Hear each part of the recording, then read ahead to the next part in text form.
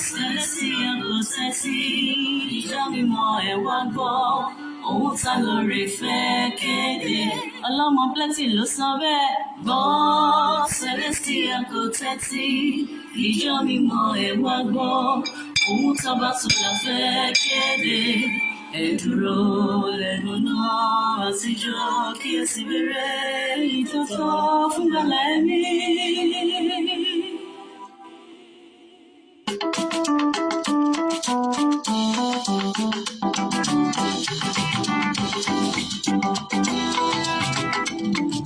Ìjọ mímọ́ ẹ ronú kẹ́pìwàdà. Ìjọ mímọ́ ẹ ronú kẹ́pìwàdà. Ká wo bí tá ti ń bọ̀, ká sì wo bí tá bá dé. Ká wo bí tí a ti ń bọ̀. Àwọn ẹrù ẹ̀wọ̀, orékèlè ẹ̀wọ̀ ẹ̀wọ̀ sálẹ̀. Ṣàtúnkẹ́ ló ti dàrú ní àbípínlẹ̀ ìṣẹ̀lẹ̀ mi.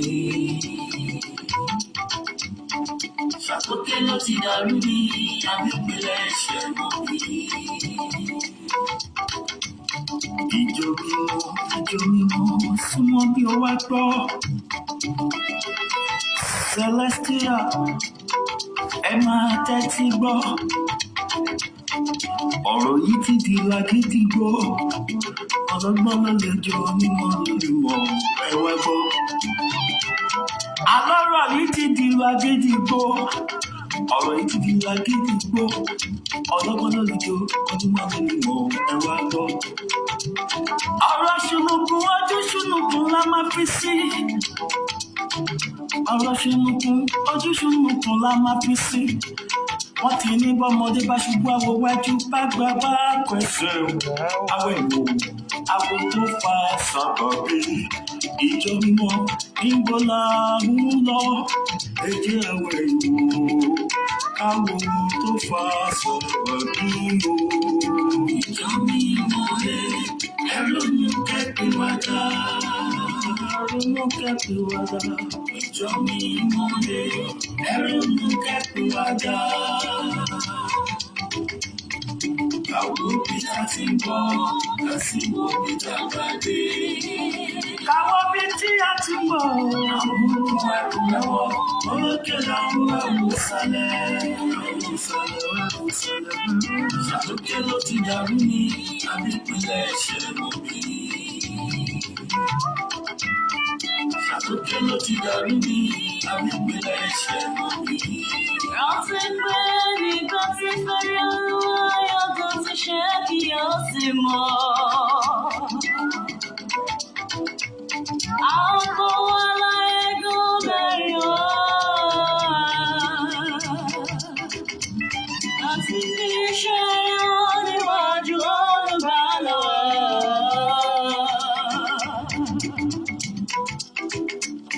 Ìgbà tí fẹ́rẹ̀ yọjú ṣe wọ́n yóò wá níbẹ̀. Ọ̀yá gbọ́, ọ̀rọ̀ yìí ti di arìnrìn-àjò tó ń lọ. Ó pàdé áńgẹ́lì kan. Áńgẹ́lì yẹn wá sọ fún, ó ní kó máa lọ, ó ní kó má ṣe wẹ̀yìn, ó ní kó máa lọ. Àmọ́ bó ti ń lọ, ó wá dé ìlú kan, ó lóun mèremère. Ó ní owó, ó ní ọmọge, olóbìnrin olórí rẹpẹtẹ. Ó dúró, ó ti gbàgbé ohun táńgẹ́lì ń sọ fún wípé kó má ṣe wẹ̀yìn wò kó máa lọ.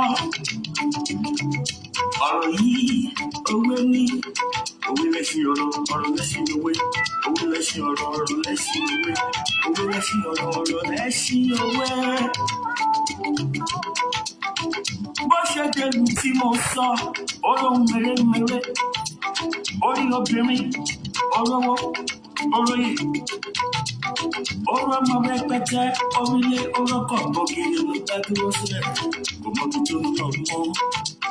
Ó ti gbàgbéra ni mo fi sọ wípé ìjọ mímọ́ níbo là ń lọ, níbo là ti ń bọ̀, níbo là bá dé. Ọ̀kan ló jẹ́ wáyà mi lẹ́nu. gàgàrà kò wá fẹ́ kí kékeré kan mọ́ kékeré kan gangan wọ́n ṣe bọ́ ṣe fẹ́ ṣé bó ní tìlẹ̀ ṣe fílẹ̀ lẹ́lẹ́ yìí rántí pé onípìlẹ̀ ti fi ìpìlẹ̀ ilé lẹ́ àwọn táwọn lè ní káàkiri sára. Mo ti ní àkùkọ gàgàrà kò fẹ́ kí kékeré kan àkùkọ gàgàrà kò fẹ́ kí kékeré kan kò fẹ́ kí kékeré kan kò fẹ́ kí kékeré kan kò fẹ́ kí kékeré kan kò fẹ́ kí kékeré kan kò fẹ́ kí kékeré kan ìjọba wa gbọ́.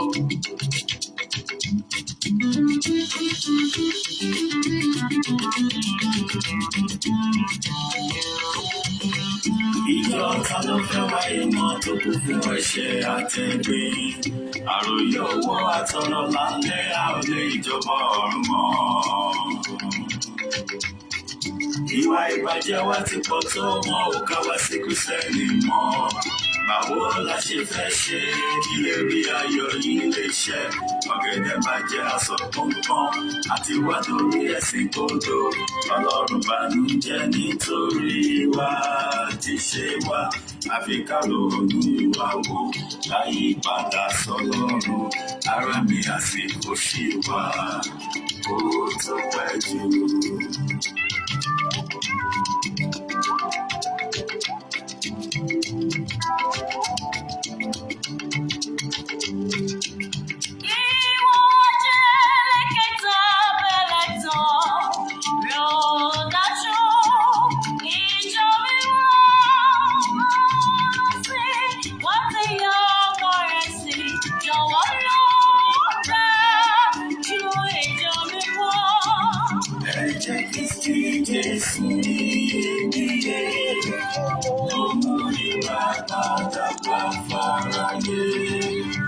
Ẹni tó bá gbàgbọ́ tó ṣe gbọ́dọ̀ yóò rí ìjọ mímọ́.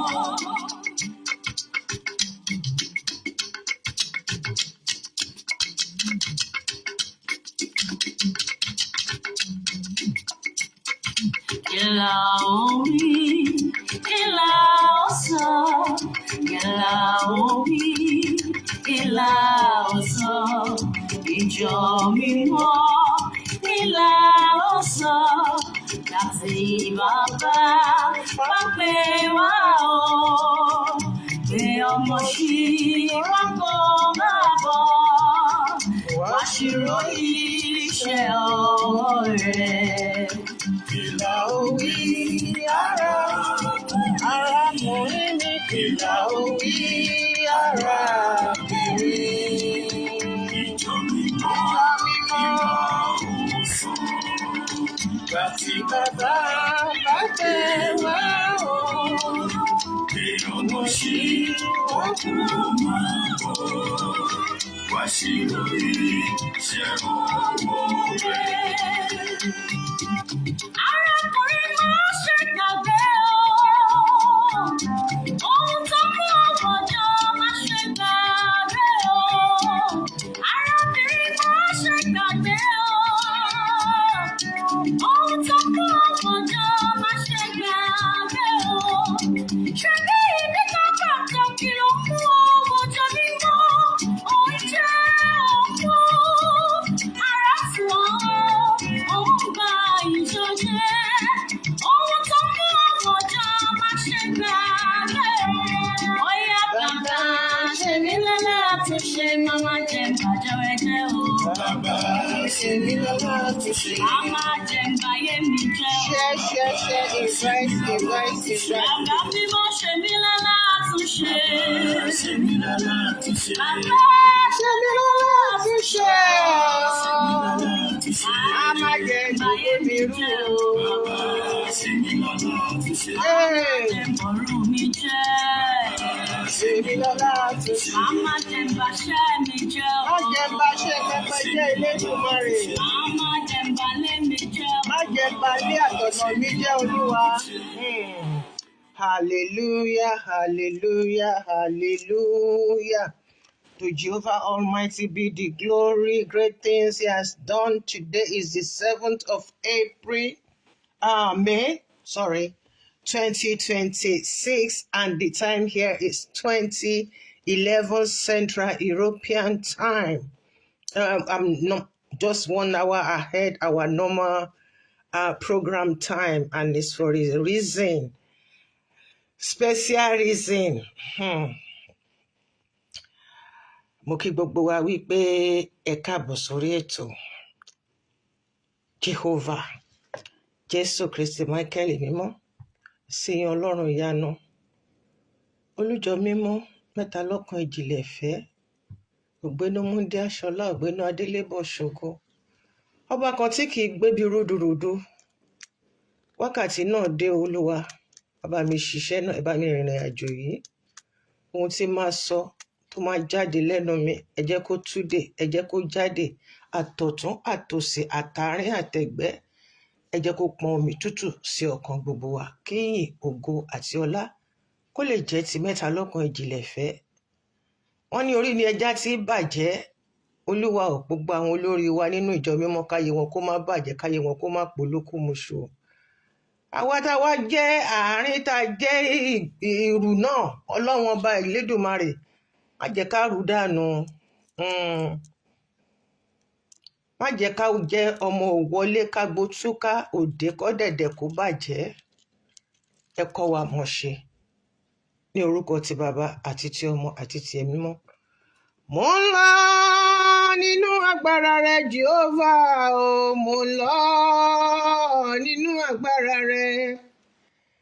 Mo máa ń lọ nínú ọlá rẹ bàbá mi o, mo ń lọ nínú agbára rẹ. Gbogbo agbára ìmọ̀ òkùnkùn bàbá bá mi ṣe wọ́n mọ́ṣẹ́. Mo ń lọ nínú agbára rẹ. Gbé mi wọ̀ bàbá olùjọ mímọ́, gbé mi wọ̀ bàbá. Gbé mi wọ̀ bàbá, gbé mi wọ̀ bàbá. Ẹran ara kò lè ṣiṣẹ́ yìí, gbé mi wọ̀ bàbá. Ẹ̀yin ará nínú Kristi, ẹ gbé orí yín sókè. Kẹ̀sì gbọ́ ohun tí Jehovah ń sọ. Èrèdí rẹ̀ tá fi wà nínú ìjọ mímọ́ yìí. Èrèdí rẹ̀ tí mo fi wà nínú agbo ńlá yìí. Kí Máríà ìyá mi lè máa sìn mí lọ. Kẹ̀mí mímọ́ rere yìí wá máa sìn mí lọ. Mo bẹ́ nínú òdodo. Fún dàpọ̀ àwọn ẹni mímọ́. Ẹ wà nínú ìdàpọ̀. Títí èmi ò fi padà wá. Èmi Kristi ló ń sọ yìí. Pé mo wá dandan lótìtọ́. Láti wá ṣèdájọ́ ayé. Lásìkò ìkẹyìn agbára nínú ọ̀run. Mímọ́, mímọ́, mímọ́, mímọ́, mímọ́.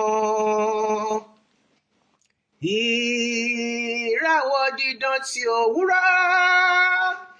Tẹ̀rí èṣù bá jọba lórí ogun ayé.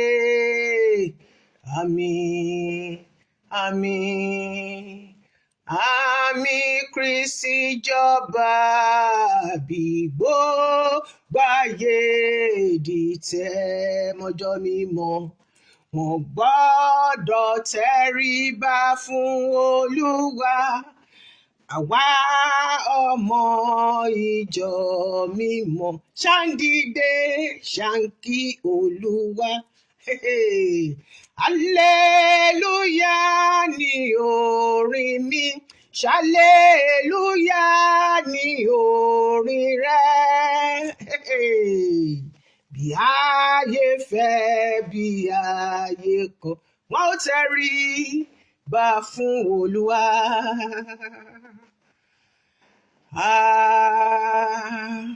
Àmín, aládé ewúrà àtẹrẹrẹ kárí ayé, ọba tí ń tọ́ni sọ́nà. Olúwa, iṣẹ́ náà dé, wá ṣe iṣẹ́ rẹ̀.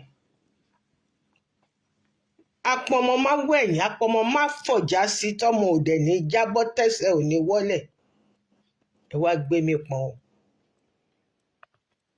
Ọ̀já tẹ́ fi pọ̀n mí kò ní jábọ́, ẹsẹ̀ mi ò ní wọ́lẹ̀ láàrin yín. Ìjọ mímọ́ ò ní torí èmi Olúwatóyìn kò ní túká. Olúwa ẹ ṣeun, ibi tí ẹ ti ń mú mi bọ̀, mo dúpẹ́ ibi tí ẹ sì mí dé. Mo yìn yín lógo ibi tí ẹ sì mí lọ. Ẹ ṣé, ẹ ṣé, ẹ ṣé, ẹ máa sìn mí lọ, ẹ máa sìn mí lọ. Ẹ̀sìn, ẹ̀sìn Olúwa Ọlọ́run bàbá wa lọ́kan, k'Ọlọ́run fògo ọ̀run ayé, kí gbogbo ayé lè wá rírí lábẹ́ agbára náà ẹ̀sìn. Àmín. Jẹ́mi àti yín ǹjẹ́ à ń sìn ní abẹ́ agbára yìí báyìí? Àbẹ́mi àti yín àbá kan hùwà ṣáá? Ó mà ṣe o. Ẹni tó bá lójú òun náà ni ojú máa ń tì. Mo kí gbogbo wa wípé ẹ káàbọ̀ sórí ètò yìí. Ètò Agbilẹ̀ yìí ó lágbára. Ètò tí kò wù mí láti ṣe ni. Nítorí pé mo sọ pé mi ò ṣe anything tó jẹ́ ṣẹlẹ̀ mọ́. Ṣùgbọ́n rírò ní tènìyàn, ṣíṣe ní tọlọ́run ọba. Mo mọ̀ pé nǹkan kan àbí méjì àbí mẹ́ta ó ṣì kù tí Olúwa tó fẹ́ kí n ṣe nínú ìjọ mímọ́ ni. Ẹ rí i pé láti ibi ìjọ méjì kan mo wà on retreat tí mo yàn. But it is well. Ètò tá a máa ṣe lálẹ́ yìí, it's a family program which I'm not keen to do it, but I just have no choice. Because it's a family issue and I only deal with celestial whatever. Though celestial náà leléyìí náà, ṣùgbọ́n ó tún wá so ara ẹ̀ mọ́ family issue nínú. Ó jẹ́ family kìíní. Ó dẹ̀ wá jẹ́ ìkan nínú àwọn bàbá tí mo Olúwa tó gbé sí ọkàn àyà mi, nítorí pé ńgbà tí bàbá tí wọ́n yọ sí mi, àwọn fáìlì àwọn tí wọ́n gbé fún mi, nínú fáìlì ipò tó gbé fún mi, bàbá ọ̀sì tí wọ́n gbé síbẹ̀, wọn ò kọ nǹkan kan tó negative sínú fáìlì wọn tí wọ́n gbé fún mi pé mo nílò láti bá wọn sọ̀rọ̀ kan àbí kejì. Ṣùgbọ́n àwọn ni wọ́n ní kí n jíṣẹ́ fún pé kí wọ́n ṣe kíni, kán dúró ti àwọn kan. Ṣùgbọ́n rírò ń tènìyàn, ṣíṣe ní tọlọ́run. And it's very, very unfortunate that this program came up now, just nígbà tí mo sọ pé mi ò ṣe anything tó ní ṣe pẹ̀lú celestial mọ́. But ọ̀nà tọ́lọ́run ń gbà ó ṣòro láti ṣe iṣẹ́. Hallelujah. It's not that I'm afraid or my ministry is doing fine. I don't know. Ẹni tí wọ́n fún ní 3 months pé kó fi sọ̀rọ̀ nínú sẹ̀lẹ̀, àwọn ọkùnrin àwọn wòlíì 3 ọ̀tọ̀ọ̀tọ̀ ni wọ́n fún mi lọ́rùn. Tọ́ dẹ̀ fi pẹpẹ búra wípé àwọn máa rí páwọn frustrate mi, páwọn fún mi ní 3 months, páwọn tó ti wá before me pé wọn ò lo 3 months ṣùgbọ́n àwọn fún mi ní 3 months.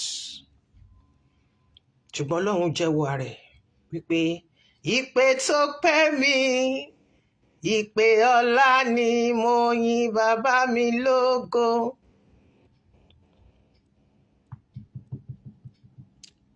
Àìmọye forums wọ́n ti dálẹ̀ lẹ́yìn ìgbà yẹn tó ti close down. I'm talking over 12 years now.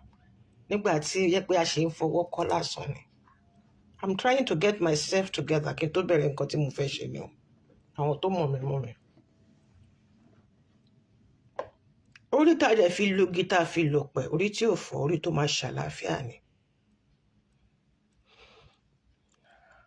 Gbogbo yín pátápátá, ẹ̀yin ìyá mi, ẹ̀yin bàbá mi, ẹ ṣé ẹ kú ọ̀rọ̀ ọmọ. Gbogbo yín pátápátá lájọ ṣiṣẹ́ ìránṣẹ́ yìí, lájọ rìnrìn ìránṣẹ́ yìí.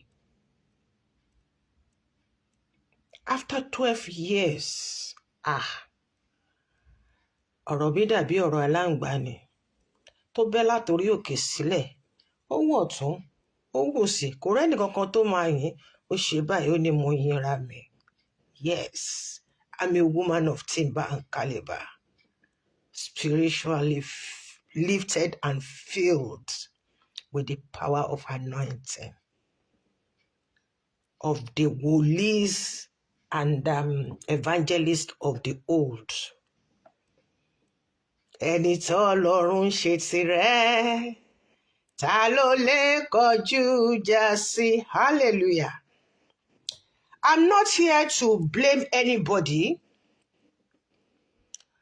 but nǹkan tí mo rí lórí social media, ó gbọgbẹ́ lọ́kàn mi, ó dùn mí. Lórí ọ̀rọ̀ bàbá wa, bàbá Ọ̀ṣìn, ìdílé bàbá Ọ̀ṣìn. Ẹ dúró ná, ọdún mélòó ló kù kí bàbá Ọ̀ṣìn kọ́ gbé briefcase wọn kí wọ́n fi travel?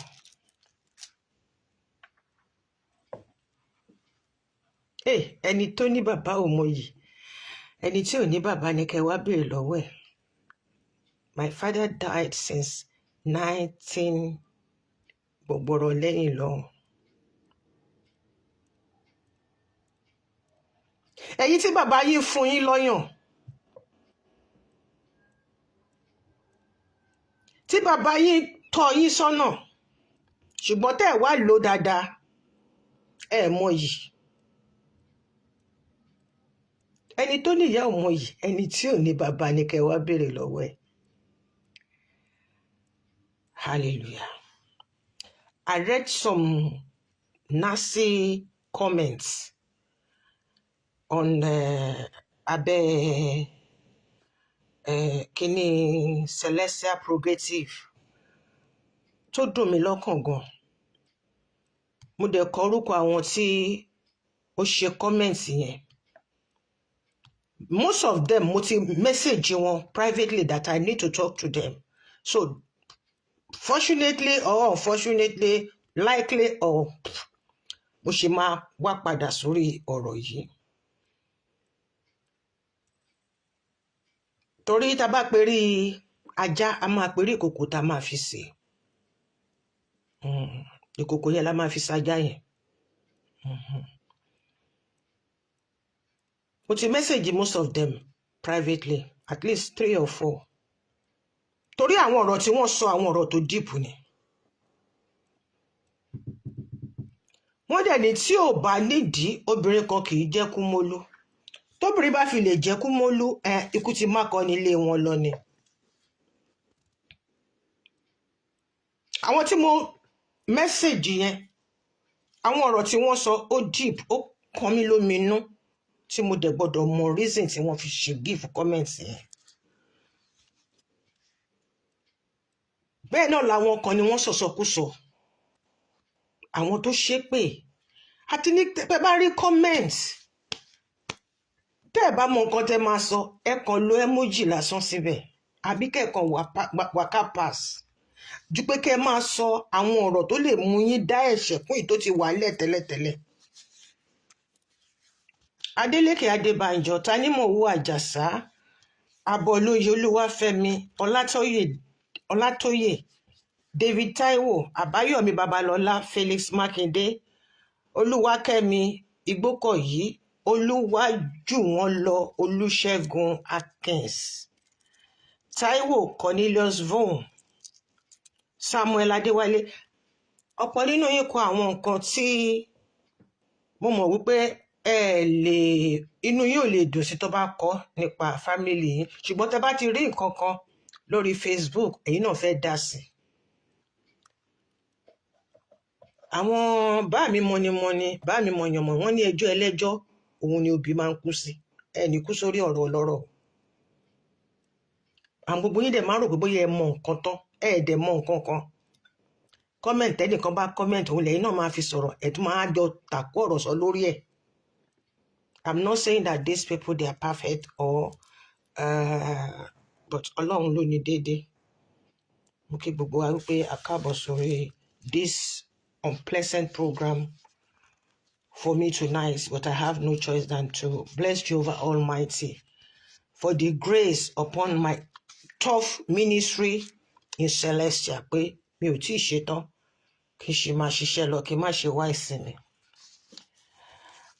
Tonight's program is going to be directly or indirectly from me, and concerned Pa Oshin's blood children. Some of them will call in, but tí kò bá wá sẹ́ni tó wá pè wọlé lẹ́yìn tí mo ti bá yín sọ̀rọ̀, ó máa dùn mí, màá wá jáde big time. tí kò bá wá tẹ́gbẹ́ ẹkàn tì mí síta pé kí n kàn wá sọ̀rọ̀ ni. This is the new Olúwatóyìn Ọbátúlá Darlington aka Ọlọ́mọ Plenty, ọmọ tó lókùn nídìí, tó ní àwọn olùbáwí, tó dẹ̀ ní àwọn olùfi ẹjọ́ sùn. mo lè kọrí mọ́lẹ̀ ṣùgbọ́n tí bá sùn kàkà tán pẹ̀lú gbogbo mo ṣe máa wá kájú gbé tí mo máa lọ tọ́jú bọ́lé tán máa ní kí n máa lọ wo nǹkan tó ń lọ bí kí n máa lọ wo nǹkan lọ́hùn. èbó ṣé à ni wọ́n máa transport mi lọ síbẹ̀. àìmọye lẹ́gbẹ̀ẹ́ mo ti ráwọn tó ń ṣe fínfín go fọlọ́run lókè ọlọ́run. But let this be known that henceforth I, Oluwatoyin, will not be standing in the gap for any suffering shepherds.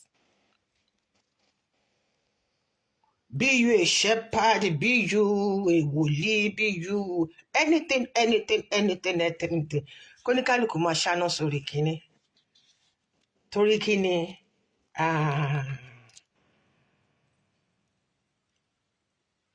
àwọn tèmi nífẹ̀ẹ́ mi gidigidi. Wọ́n ṣe gbà mí láyè pé kí n ṣiṣẹ́ Olúwa tó kù sẹ́ni tó máa wo ọmọ ẹ̀. Jésù nìkan la fún lórí ọ̀fẹ́ yẹn pé kó máa lọ fara gba iṣẹ́ bàbá ẹ̀. Òun nìkan náà ló dẹ̀ lè ṣe, kò sì kọ́ pé méjì. Nítorí pé Jésù fúnra rẹ̀ ló sọ pé Here I am, Lord, send me to the nation. Láti ìbẹ̀rẹ̀ kó tó di pé ó di èèyàn, kó tó di pé ó wá ló ti wà.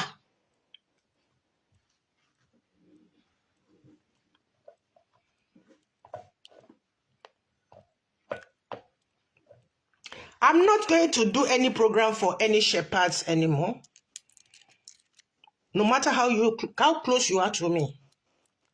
Gbogbo ẹ̀yin ìyá, gbogbo ẹ̀yin bàbá mi pátápátá, gbogbo yín pátápátá ni mo kí nínú ẹ̀mí àti nínú ara ìkàlẹ̀. Unless you are ready to face the public yourself, I will allow you to use my platform. Because this platform is not mine, but it's open in my name through the grace of Jehovah Almighty. So if you are ready, don't sọ fún mi pé nǹkan báyìí náà tó ti ṣe fún ẹ ní parí iṣẹ́ o, wọ́n ti gbé ẹ kúrò, ẹ̀yin mẹ́jọ lẹ pàdé o, ẹ̀yin mẹ́wàá. I'm not doing that anymore.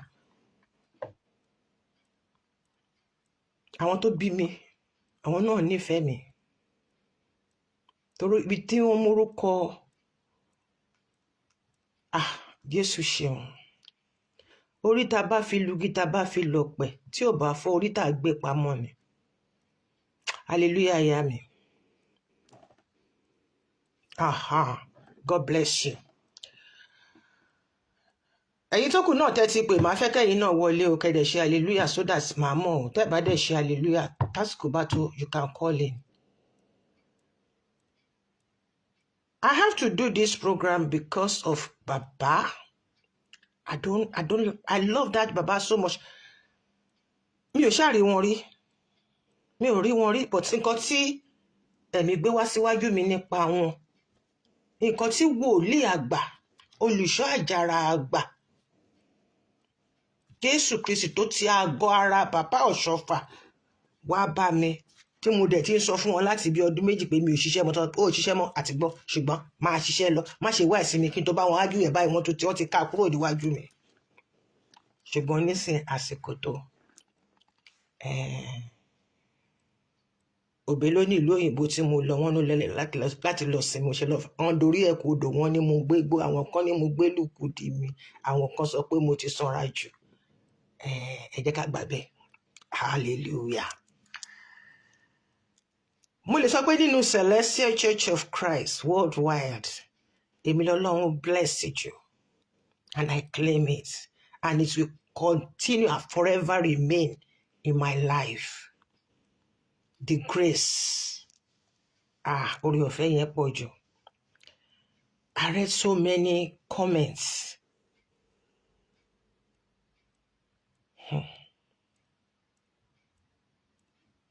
Ṣẹ́rí tá bá fi dá mi màá ní kí ṣíwáṣì bẹ́gẹ̀ àbí kí lórúkọ ẹ ti ń jẹ́ kó close sí Facebook àti TikTok kó close ẹ̀ down fún Nigerians pátápátá. Mo mọ̀ pé àwọn èèyàn mi oríṣiríṣi orúkọ náà ń jẹ́ Mr. Jawa Mr. Goat wa.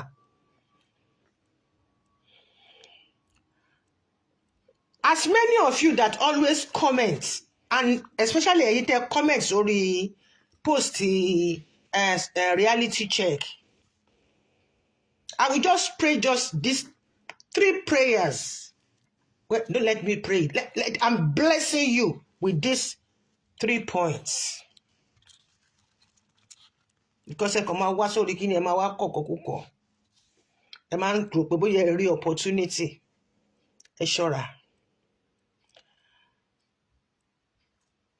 My first prayer to Ẹlẹ́dàá yín. May Jehovah Almighty give you courage to start doing what we are doing in Celestial Church of Christ, to update, just to bless you so that you know the things that is going on. But you continue sending us all kinds of insults, names calling, and the worst part of it, curses. Kó lo Ọlọ́run ọba Elédùmarè kó bá mi sọ ìbùkún yẹn kó bá mi sọ kalẹ̀ sínú ilé ayé tí yín náà. Hallelujah. Mo tún wá gbàládùra pé k'Ọlọ́run ọba kó bá mi fún yín ní strength and grace to embrace variety of spiritual attack. Different kinds of attacks tí I endure on daily basis. Lórí program wa ni lórí write up ni o. And the third one, may Jehovah Almighty have mercy on you and all yours. Mo ti message a few of you. Torí àwọn nǹkan tẹ́ sọ. Ó ju nǹkan tẹ́ sọ síbẹ̀ lójú àwọn nǹkan tẹ́ kọ lọ. Èmi dẹ̀ máa ń like láti mọ nǹkan tó ń ké nínú rédíò. Ṣùgbọ́n tí ẹ bá wá contact mi, màá wá máa mú àwọn kọ́mẹ̀ntì yẹn ní kọ̀ọ̀kan, màá máa gbé jáde with permission from my family. Now,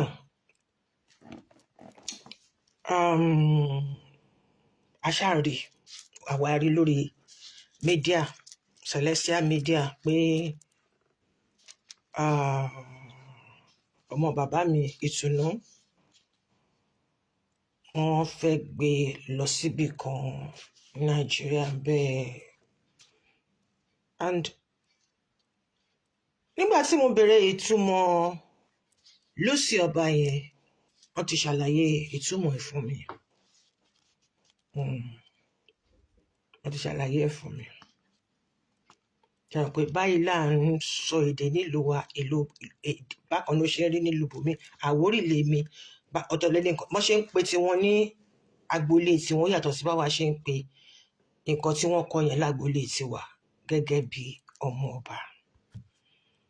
So this thing that's happened, màá fẹ́ gbọ́ láti ẹnu ọlọ́rọ̀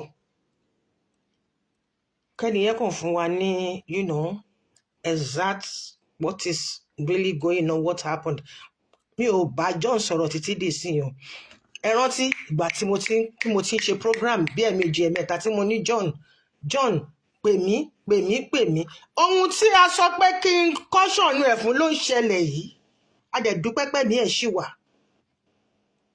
Ẹ̀wọ̀n kan ọmọ kékeré ni mi, kí lọmọdé mi mọ̀? Kí lọmọdé mi mọ̀? Àìmọye yìí ni bẹ́ẹ̀ yẹn tí mo máa mẹ́sẹ̀jì tí máa ní kẹ́ pè mí, tẹ́ máa ní kí ló fẹ́ sọ. Ẹ̀yin náà mọ nǹkan tó ń ṣẹlẹ̀ ńbẹ̀. Nǹkan tí mi ò bá rí, nǹkan tó bá sọ pé ẹ rò pé easy fún yàn ni kó máa sọ pé lọ sọ fún lágbáyà báyìí. It's not easy. Nígbà tí mo dẹ̀ mọ̀ pé mi ò dẹ̀ kí í ṣọ̀rẹ́ ẹ̀, mo dẹ̀ mọ̀ pé tí n bá sọ fún ẹ, Ọlọ́run ọba tó bá ní ẹ̀mí Ọlọ́run ló lè digest ẹ̀ well. It's not funny.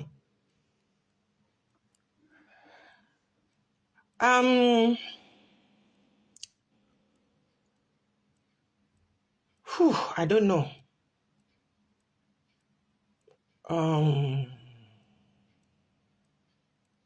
How do I handle this thing? Because I have a letter here. I don't know if I should read it or do calling. Ẹ̀yin ìyá mi, ẹ̀yin bàbá mi, advice mi, àlùbáàmù mi. Ṣé kí n ṣe calling ni àbí kí n ka nǹkan tó wà lọ́wọ́ mi? Tí n bá ka nǹkan tó wà lọ́wọ́ mi kí n wá ṣe calling, kẹ́ni yẹn wá ṣàlàyé fún wa. It's not this program is not funny because we are talking about bàbá tó ti above 100. Tí ẹ̀yin ọmọ wọn tí ọpọlọ yín tó yóò.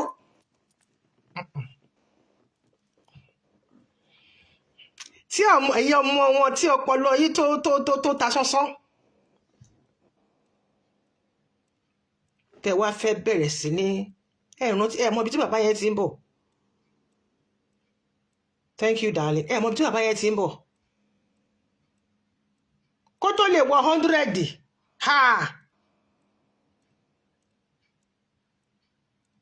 Ẹ ṣé bàbá mi, hallelujah mami Tàlàbí. Kó tó lè wọ 100. Àrà sán atẹ́gùn fẹ́, ìjìjà kò mọ̀ lọ, mo bá wọn dúpẹ́. Ayélolú Òyìnlá kì í. Ẹdún jọ bí ọmọ agbórí igi rétérété ọ̀kan bá bí èjì ló wọlé tọ̀ mí. Ọ̀bẹ kìsì bẹ́kẹ́ṣẹ́ wọlé alákìsà, ó sọ alákìsà tó ní gbaṣọ. Ọ̀kan bá bí èjì ló wọlé tọ̀ mí, bóore bá pọ̀ adìfà.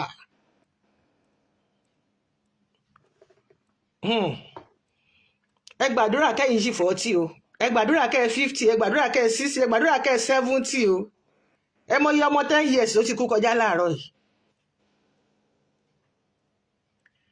Wọ́n lẹ́yìn tó bá máa ga ẹsẹ̀ àti rin. Now, what happened in the family is a shame. Mi ò jà sọ́tún, mi ò jà sósì, but fún gbogbo yín is a shame. Because handle kìíní yìí dáadáa. I'm not for this side, mi ò tí ì bá John sọ̀rọ̀ láti yíyá yìí.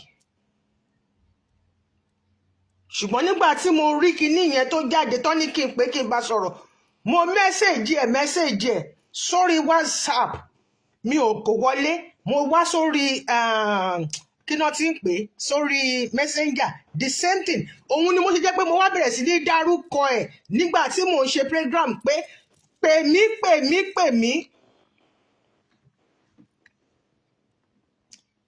Now, nígbà tẹ́ fẹ́ bẹ̀rẹ̀ ìjókòó, ẹ fàdúrà bẹ̀rẹ̀ ìjókòó. Sátánì di àmúre, Sátánì ń dámúré.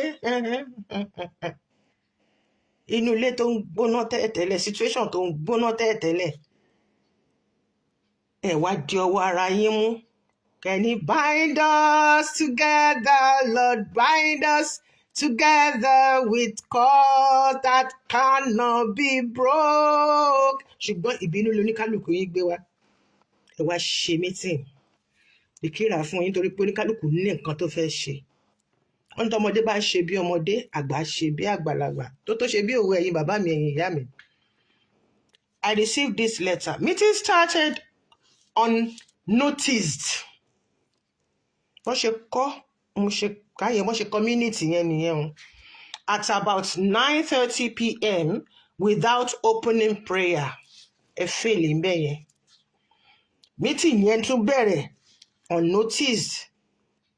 Ẹ̀kàn ṣáàkàn gbára yín jọ, ẹ̀kàn gbára kí pé bóyá ẹ ti plan ẹ̀. Ìkírà fún yín. The first matter was John started selling markets without informing the whole house. Okay. Irú mákẹ́ẹ̀tì wo ló ń tà jàre o? Gbúgbúrú ló ń tà ní, ẹran ló ń tà ní, ẹja ló ń tà ní. Ìyẹn kù sí yín lọ́wọ́. Nǹkan tẹ́ kọ sínú mínítì ni mò ń kà. Ṣẹ́rí, ẹni tó bá fẹ́ jẹ secretary, either in a family or ní àárín ìlú àbí agboolé àbí kíní kankan. Irú mákẹ́ẹ̀tì wo ló ń tà? Ṣó ń ta gbó ni? Àbò ń ta gbáná? Àbò ń tò gógóró? Torí ẹ̀ fi síbẹ̀, ẹ kàn sọ pé market without informing the... Ṣé family business ló ń tà ni? Ṣé gbogbo ilẹ̀ fẹ́ẹ̀lì ń bẹ̀ yẹn? Torí tó bá fẹ́ nail your down, ṣẹ́rí ní diaspora, lọ́ọ̀yà ẹ máa sọ fún ẹ wípé tó bá ní good lawyer, if by this or by that o bá yàn ní conflict, má yìnbọn fún lẹ́sẹ̀ o, kó ló kàn fẹ́ fi dẹ́rù bá ní o. Má yìnbọn fún lápá o, kó ló kàn fẹ́ fi ṣe defense ni o. Tó bá ti lè mú bọ́ tó bá ti yìn báyìí, ó gbọ́dọ̀ kú fínfín ni. Tí ò bá kú fínfín, orí ẹnìwọ náà máa kú sí. Orí ìbọn tó yìn pé yẹn ló máa kú sí. So gbogbo nǹkan tẹ́ kọ sí bíbáyìí, àtẹ̀yin tẹ́ jókòó sí meeting, àtẹ̀yin tó kọ minute jáde, àtẹ̀yin tẹ́ approve minute, you are all failures.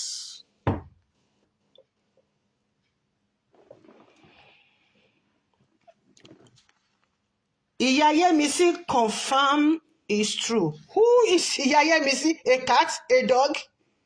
The house cleaner?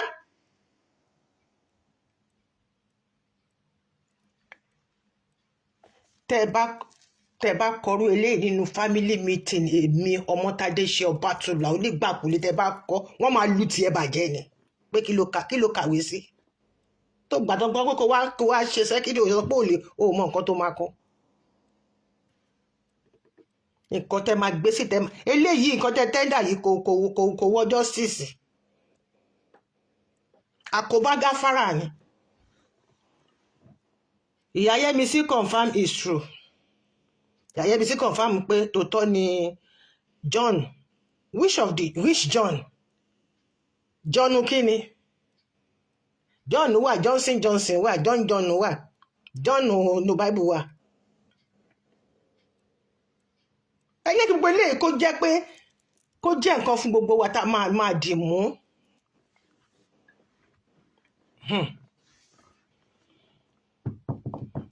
Ẹ rò pé àwọn tí wọ́n ń gba èèyàn tó ń bá wọn draft, àwọn politicians tí wọ́n ń gba spokesperson àbọ̀ tó ń gba special PA tó máa draft, tó yẹ pé tó bá ka nǹkan tó gbé jáde báyìí, ẹni tó ká against ẹ̀ máa lọ sẹ́wọ̀n ní straight. You think they are stupid? They are not stupid. Mama Yẹ́misí, only confirmed that is true and gave instances that members must not go outside to buy spiritual items. Okay. Ẹ ṣé àtìrí nǹkan tẹ́ nǹkan mi ṣùgbọ́n láti bẹ̀rẹ̀ ló ti yẹ kẹ́ ẹ ti kọ́kọ́ fi yẹn sí. But his right tell the family before he starts selling. If I understand that place very well, what concerns you about John selling spiritual material in the church? It concerns you not. Mi ò dájọ́ fẹ́ anybody o, but bó ṣe wà nínú ìjọsẹ̀lẹ̀ nìyẹn. Ìyàwó John ló máa ta material. Tó bá dẹ̀ wù ìyàwó John, ó lè gbé fún ìyá àjọ. Pé mo dé sẹ̀lẹ̀ ní 3 days ago, so but mo mọ 1 or 2 things.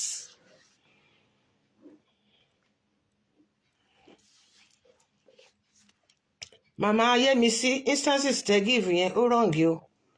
Tẹ bá give ẹ̀ níbòmí wọ́n máa tì yín mọ́lé ni o.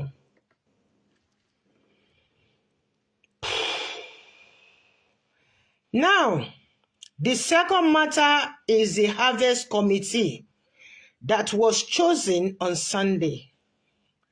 And we all agreed that the committee should be dissolved by John in his own wisdom. How dare you? That is his parish. Ibi tó gbé lọ nìyẹn mi mọ̀ gbà tí wọ́n ti harvest parish tó lọ yẹn tó bọ́ sí. But to make things comfortable and easy for members, wọ́n á choose a committee, levy gbogbo ẹ̀ ó ti máa wà nílẹ̀.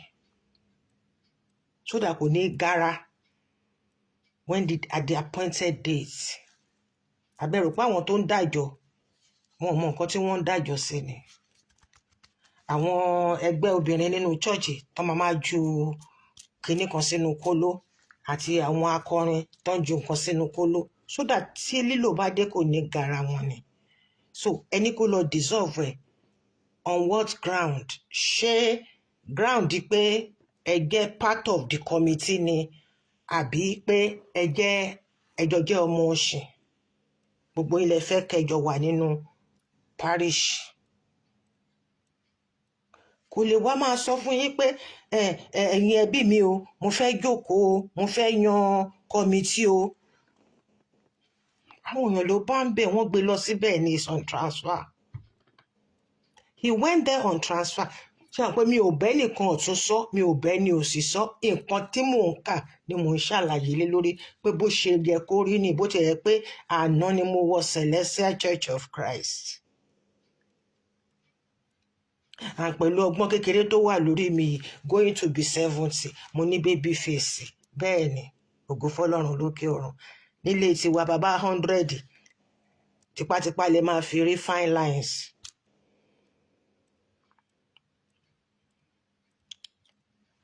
Ẹ wá kọ lẹ́tà fún. Nǹkan tó wà nínú gbogbo meeting tó sọ pé wọ́n ṣe nìyẹn o.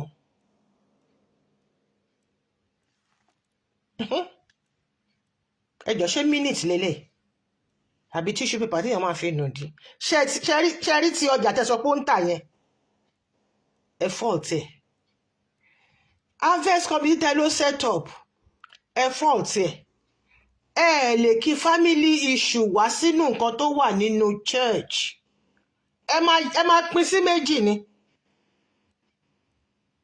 I'm not supporting anybody here.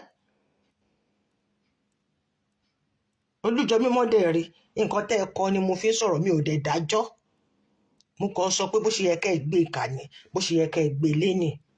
Báyìí kàṣà báyìí káwò. Tẹ́ bá wá ní àlàyé tẹ́ máa wá fi kún, tẹ́ ẹ ti yọ kúrò nínú nóòtì tẹ́ ẹ fẹ́ kí gbogbo èèyàn rí, tí ẹ̀yin kan tẹ́ jẹ́ pé ilẹ̀ mọ nǹkan tó jù níbẹ̀ tẹ́ ẹ fẹ́ kó jáde síta.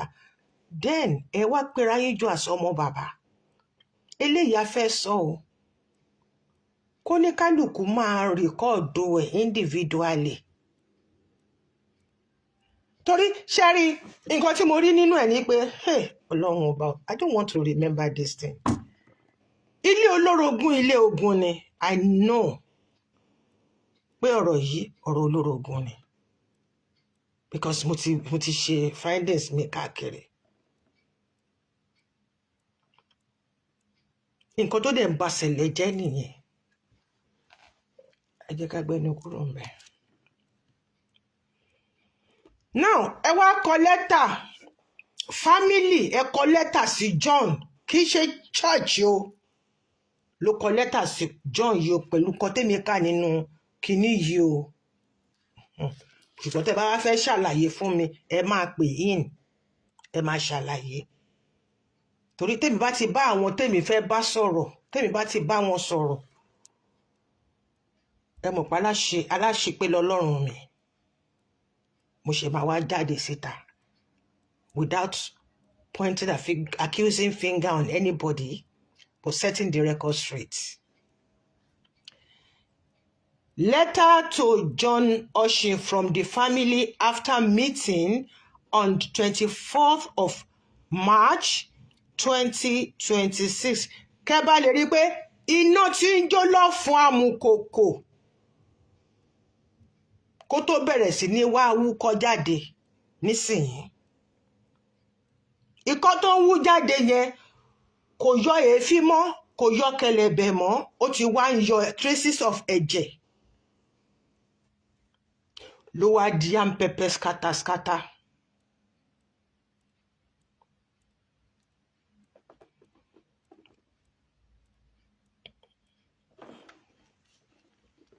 This letter is not acceptable in any court of law. Bẹ́ẹ̀ ṣe kọ́ yìí. Okay? Ẹ̀yin tẹ́ ẹ kọ́ ló wà against o, kì í ṣe ń tẹ́ ẹ kọ́ sí o. Torí iṣẹ́ tí mo ṣe ni, iṣẹ́ tí mo kọ́ ni. And I'm not blaming anybody. I'm just advising. Case of tomorrow. Dear John Oshin, according to our meeting, and as we all agreed in the meeting, we heard you have inaugurated Harvest Committee. Ṣé rí pé ẹ kó bára yín nínú meeting tẹ́ ṣe.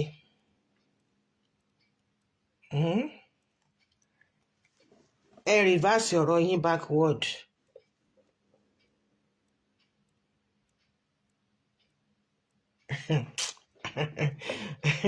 ẹ má jẹ́ ń gbé iṣẹ́ tí mo kọ́ tí mo mọ̀, ẹ má jẹ́ ń gbé wá sórí kìíní bí iṣẹ́ yẹn káṣáfẹ́ tí ní flat.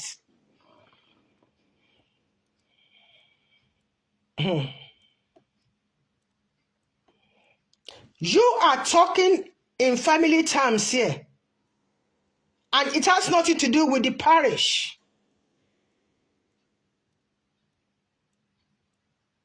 You cannot mix the two together. Oníkálùkù ṣì máa ṣàlàyé, but èmi ò ní fẹ́ kẹ́ ṣe àlàyé yẹn débi tí ó máa affect bàbá tèmi. Ṣó ti yé yín? Gbogbo nǹkan tí bàbá yẹn nídìí lọ́wọ́ yín nísìn ni pé ẹ bá ti yínra yín lọ́rùn nínú yàrá kejì. Tẹ́ bá ti di báyìí kẹ́ ẹ hug ara yín kínú ẹ̀ dùn. Inú dídùn ló ń jẹ àgbà. Tó tẹ́ bá kán nínú bó ṣe wà yẹn tó bá bẹ́ èpè sílẹ̀ kọrin kése ní ṣòkòtò ọlọ́pàá.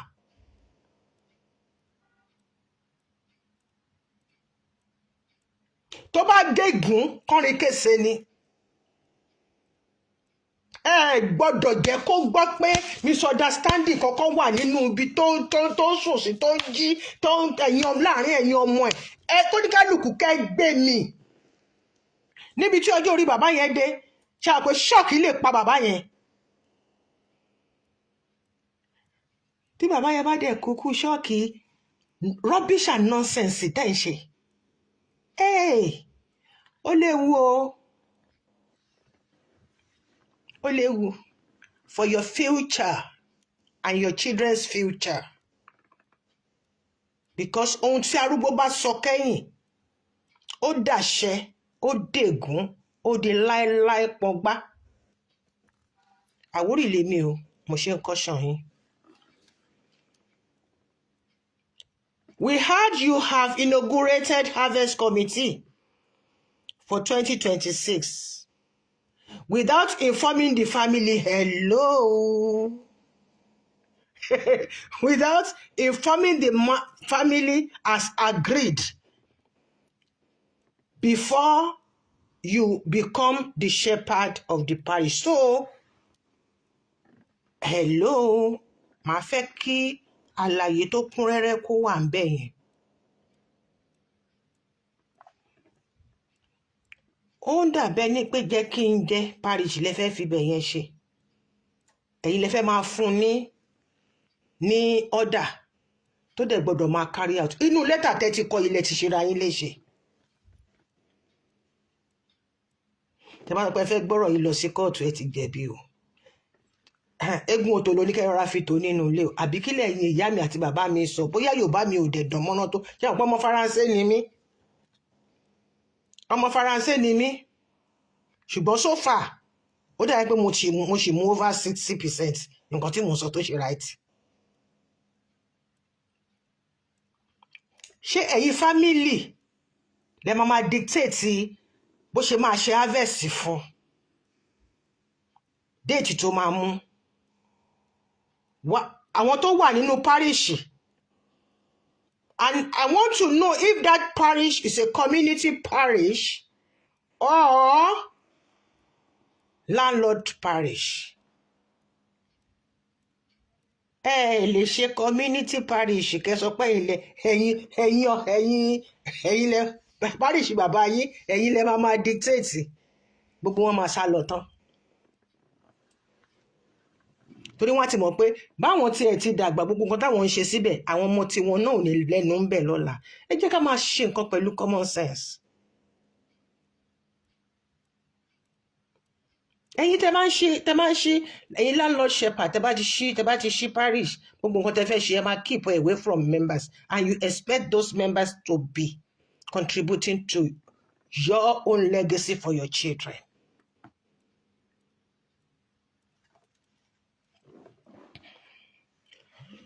So, our agreement now is that and decide that he should dissolve the committee in his own wisdom in order to avoid issues in the family. I'm not getting you, my people. I'm not getting you. Ẹ dá gbogbo ẹ̀rù mọ́ra yín lórí lẹ́sẹ̀ lójú ẹ kàn ń ṣe bákan ni.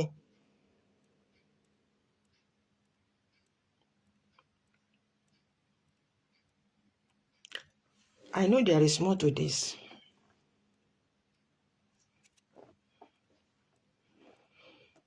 Thanks for your understanding.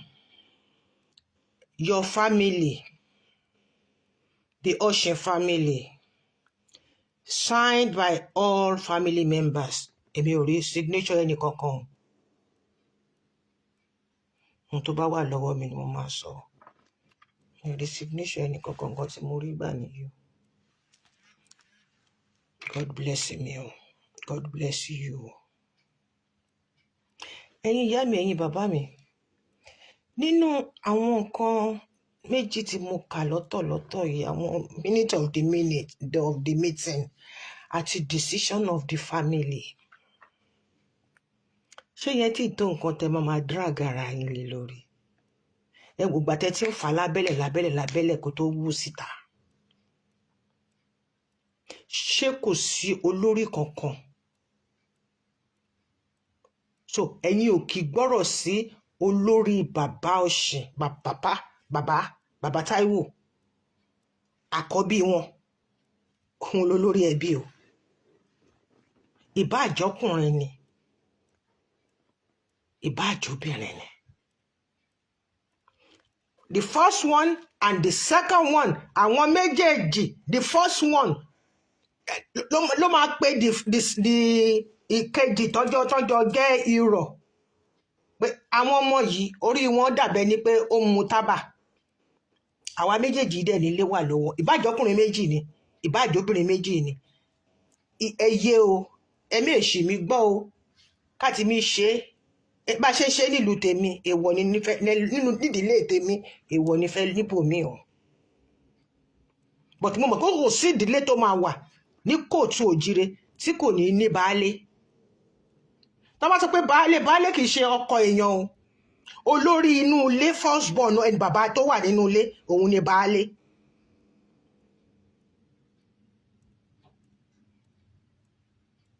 Can you please get out of my wall? WF àṣeyọrí endurance. Please, ibi tẹ́ bá fẹ́ já sí, ẹ lọ já sínú yàrá yín. God bless you. Don't come and frustrate anybody, stress anybody here. Next one, I'm going to block you. Thank you. If you don't know what to type or you don't know what to say, keep off my page. I beg of you. Kò síbi tí wọ́n ti ń kẹ́dìyẹ alẹ́. Kò sínú ilé tí kò ti ní hiccups, family hiccups. Ó máa àgàgà tó bá ti jẹ́ pé ilé tó ti ní ẹ̀ka. Bí mo ṣe wà ẹ̀ka mẹ́rin ni bàbá mi. Ẹ̀ka mẹ́rin ni wá torí ilé ọmọ ọba ni mí. Inú ilé ọba ni mo ti jáde. Kò dẹ̀ síbi tí kò ti ń sí ìlara yìí, tí kò ti ń sí jealousy yìí, tí kò ti ń sí ṣùgbọ́n tẹ́ bá pariwo ẹ lọ fèé ẹ pẹ́ra yín padà wá sínú ilé. Nǹkan tí ìyálé bá sọ àti baálé ẹni tó bá wùn kó larí mọ́lẹ̀. Tí baálé àbí ìyálé tí nǹkan tó sọ tí kò bá tẹ́ yín lọ́rùn ẹ gbàgbé lọ sọ́dọ̀ olórí ẹbí. Ẹ kọ́kọ́ sọ ti issue tinú ilé tọ́ná ẹ lè join ẹ̀ papọ̀ mọ́ tinú church. Ẹ ń da àwọn màlẹ́kà Ọlọ́run láàmú. Ó yá ẹni oníkànlá tí gbọ́ pọ̀n ó yá ẹ bẹ̀rẹ̀ sí ní pè wọlé. Ẹ bẹ̀rẹ̀ sí ní pè wọlé, ẹ bẹ̀rẹ̀ sí ní pè wọlé. Let me remove it from here. Kí n gbé sí.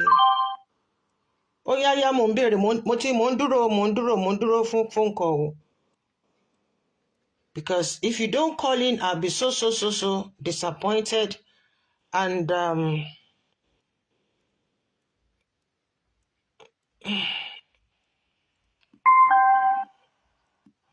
ó yá ẹ bá mi pè wọlé. Ẹ bá mi pè wọlé.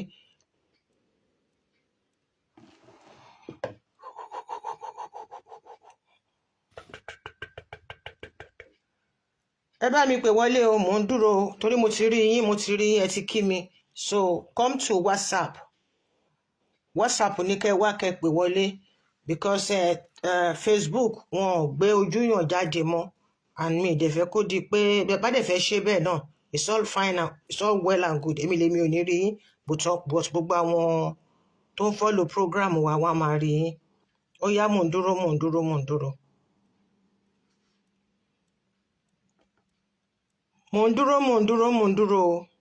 Tí ẹ bá pè wọlé, I'm going to end this program, then I will start with my investigation and bring it out big time, which I'm sure we don't want.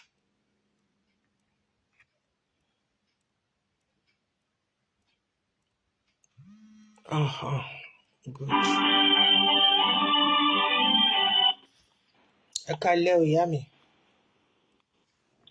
Ẹ káalẹ́ o. Hello, ẹ káalẹ́ o.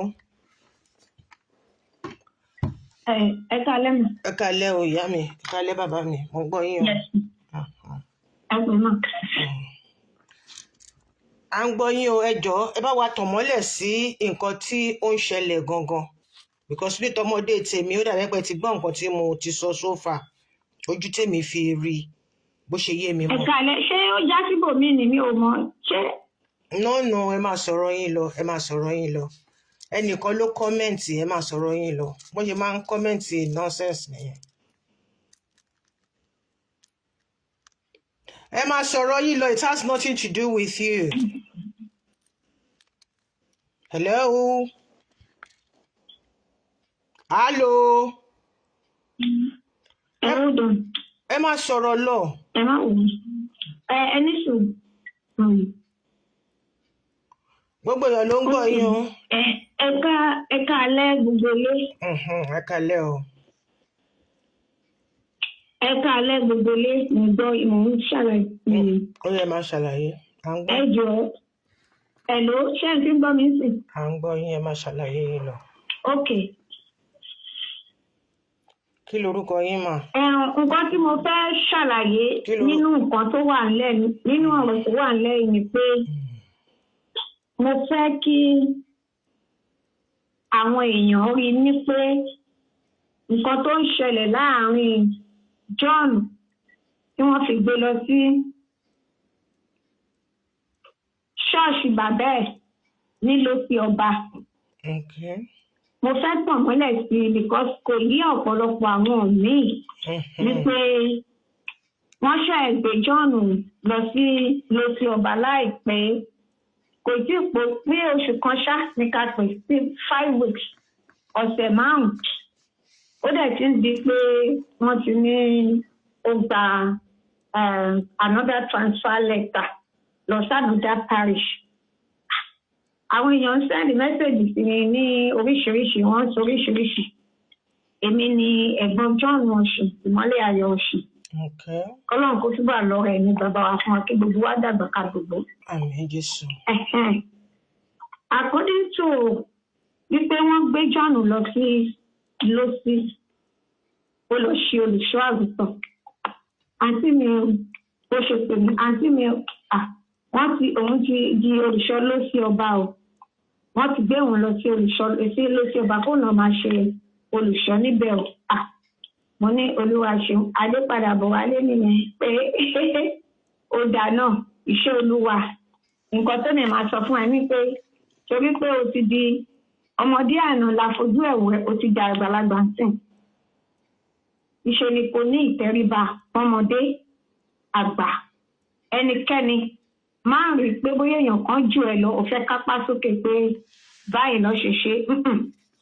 Mo ní ṣe rántí ìgbà tí bàbá wa wà ní Ìṣàgámù ń dè sí anybody ni màlẹ́kà lè gbé àgọ́ ara ẹ̀ wọ̀ pé wá sí ṣọ́ọ̀ṣì má ṣe garagara farabalẹ̀ listen gbọ́hùn sáwọn ṣe gẹ́gẹ́ bí ìmọ̀ràn tí èèyàn lè fún àbúrò èèyàn tó mọ̀ pé Ọlọ́run ti gbé sípò bàbá lèmi fún yẹn pé kó ṣe gbogbo ẹ̀ jẹ́jẹ́ ó dẹ̀ ní kò bọ́.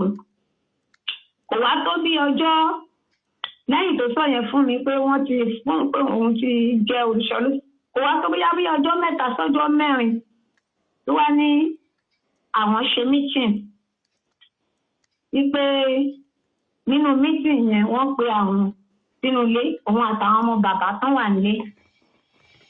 Àwọn wá jókòó wọ́n wá sọ̀rọ̀ wípé ẹ̀gbọ́n mi àgbà ìyẹn àkọ́bí bàbá wa àwọn ló ń sọ̀rọ̀ lọ́wọ́. Ọmọ àbúrò bàbá wa ìyẹn wá ń gbé ọ̀rọ̀ yẹn mọ́ ọ wá ń sọ wọn ẹni sùúrù ẹ jẹ́ káàntì mi sọ̀rọ̀ tí wọ́n tàn. Nígbà tó dẹ̀ kan táàrùn tòun náà lòun náà ní ó tún kó ọ̀rọ̀ sí òun náà lẹ́nu ó ní ẹni sùúrù ẹ jẹ́ kóun sọ̀rọ̀ tòun tó nígbà tẹ́yìn sọ̀rọ̀ sí kò sẹ́ni tó gbóyin lẹ́nu ẹ jẹ́ kóun náà dúró kóun náà sọ̀rọ̀ tòun. Ó ní bó ṣe túmọ̀ òun lẹ́sọ pé ó lè ní ẹ́ ó lè ní ẹ́ ó lè ní ẹ́ ló wá ní ó lè bí ká tó fọ́ ti dìde ó ti kóun gbàyà pa. Òun àwọn pé kí la ti fà kí la ti ṣe kí ní ta kí wìjà wọn ni ó ti sùn mọ́ gírí olóò máa fọ́ àkótí mọ́ òun lórí kíni gbirigbiri pé wọ́n ń ṣe ẹmọ téèyàn bá wà lókè ìpẹ̀lẹ́ tó wà ń tàlẹ̀ ló máa mọ̀ pé nǹkan kan ń ṣe gbigbigbigbi pé àwọn yẹn ìyàwó ẹ̀ ló wá lóun fi ìpàjálẹ̀ kù wọlé wípé kí ló ṣẹlẹ̀ kí ló dé nǹkan kan bẹ́ẹ̀ kan tó jáde síta. Èmi wá sọ fún ọ̀rẹ́ mi ò ní fi kán ibà kan ọ̀kan nínú mi ò ní parọ́ níbi sọ̀rọ̀ dé yìí. Mo wá ní John ṣé mo nǹkan tí wọ́n sọ fún ẹ anytime tí wọ́n bá ti pe meeting make sure pé ó jẹ́ open space tó máa bá wọn jókòó meeting má dá jókòó láàárín wọn. nítorí èyí tó ṣẹlẹ̀ yìí àti dúpẹ́ pé tó bá pọ̀ jù bẹ́ẹ̀ lọ kò sẹ́ni tó fẹ́ jẹ́lẹ̀rí ẹgbẹ́ yẹn nothing wọ́n ní kọ́ lè ní ibi tó ti ń sọ̀rọ̀ bóyá nǹkan kan gbá ọ̀sà onítọ̀hún ṣe àní dáhùn gbogbo alámàdàgbà lámàdògbò nígbà tó wá sọ yẹn fún mi ok ìyẹn lọ bóyá ó dẹ̀ tí wá tó Sunday tó tún máa tún ṣe ẹ̀sìn lọ́ní ok ọjọ́ tó ní wọ́n jà yẹn náà lọ́ní wọ́n sọ pé wọ́n ní kóhùn sáìn kìíní kan wọ́n kọ lẹ́tà wọ́n ṣe wọ́n mọ̀ wípé àkọ́kọ́ ọjà tó ń tà ń bẹ̀ wípé òun kọ́ lòun máa tà pé àwọn mọ́mì ló máa tà àwọn mọ́mì ní olùṣọ́ àgùntàn àgbà àwọn ló máa tà mo ní kò lè jẹ́ bẹ́ẹ̀ no mọ́mì náà mọ̀ lánàá no mọ́mì mọ̀ lánàá kò lè jẹ́ bẹ́ẹ̀ ṣe bí ìyàwó ẹ̀ lolùṣọ́ àgùntàn ìwọ ni ìyàwó olùṣọ́ àgùntàn ìyàwó ẹ̀ ni olùṣọ́ àgùntàn ni ìyàwó olùṣọ́ àgùntàn ìyàwó ẹ̀ ló máa tajà ọba ní nǹkan tó sọ nìyẹn mo ní òkè mo ní ṣe sùúrù níbi tọ́rọ̀ lè ṣe ìwà àtìyàwó ẹ̀ ṣe sùúrù ẹ padà lọ ṣàlàyé fún un lẹ́yìn yẹn tó tún ní lẹ́tà tó wá sẹ́ndì ó wá fọwọ́dù ẹ̀ síbi mo wá kà mo ní number 1 nígbà tó ní fún ṣe àwọn tó sáìn lẹ́tà for Ọ̀ṣìn family or something all Ọ̀ṣìn mo ní bọ̀ èmi ò sí ń dàṣẹ́ bọ́ ṣe lèmi náà jẹ́ èmi ò lọ́wọ́ sínú lẹ́tà ilé tí wọ́n sáìn ìyẹn lọ. wọ́n tún ka kíní yẹn tẹ́lẹ̀ pé àwọn kọmitì tó ti wà níbẹ̀ tẹ́lẹ̀ wọ́n ní kó lọ sọ̀rọ̀ wọn kó yan kọmitì mi. kí ló ń ṣẹlẹ̀ tó bá dẹ̀ ìgbó nǹkan táwọn dẹ̀ bá dẹ̀ ti ṣe o gbọ́dọ̀ dúró lórí nǹkan táwọn bá sọ fún ẹ. eléyìí tí gbogbo lẹ́tà yẹn kò sẹ́ni tó máa kà ó ti mọ́ sí it's like what's it called? Commanding tone. Ó ti pọ̀ jù nínú ẹ̀. Olókè John ṣọ́nà kan. Tí o bá ti mọ̀ pé agbára ẹ̀ o, máa pẹ́ ní ìpadà tó ń pè mí. Mo ní tó bá ti mọ̀ pé agbára ẹ̀ ò pé wàhálà tó bá fẹ́ ṣẹlẹ̀ ń bẹ̀. Mo ní fúnra rẹ̀ lọ bá pásítọ̀ pé ó fẹ́ resign, wọ́n gbé ẹ lọ síbòmí. Èmi ti sọ yẹn fún nígbà tí wọ́n ti kọ́kọ́ ṣe yẹn. Àdẹ̀sùgbà tó dẹ̀ tí wá pè mí tó ní àǹtí mi náà ó sáà ní kíní èmi tiẹ̀ ń pè mú ní kí n béèrè pé ó dẹ̀ tọjọ́ mẹ́ta torí mo ní kó máa jẹ́ kí n mọ bí nǹkan ṣe ń lọ. Ó wá ní òun wà lọ náà mẹ́kọ̀ọ́ pé òun ṣe test wọ́n sọ pé mission wà.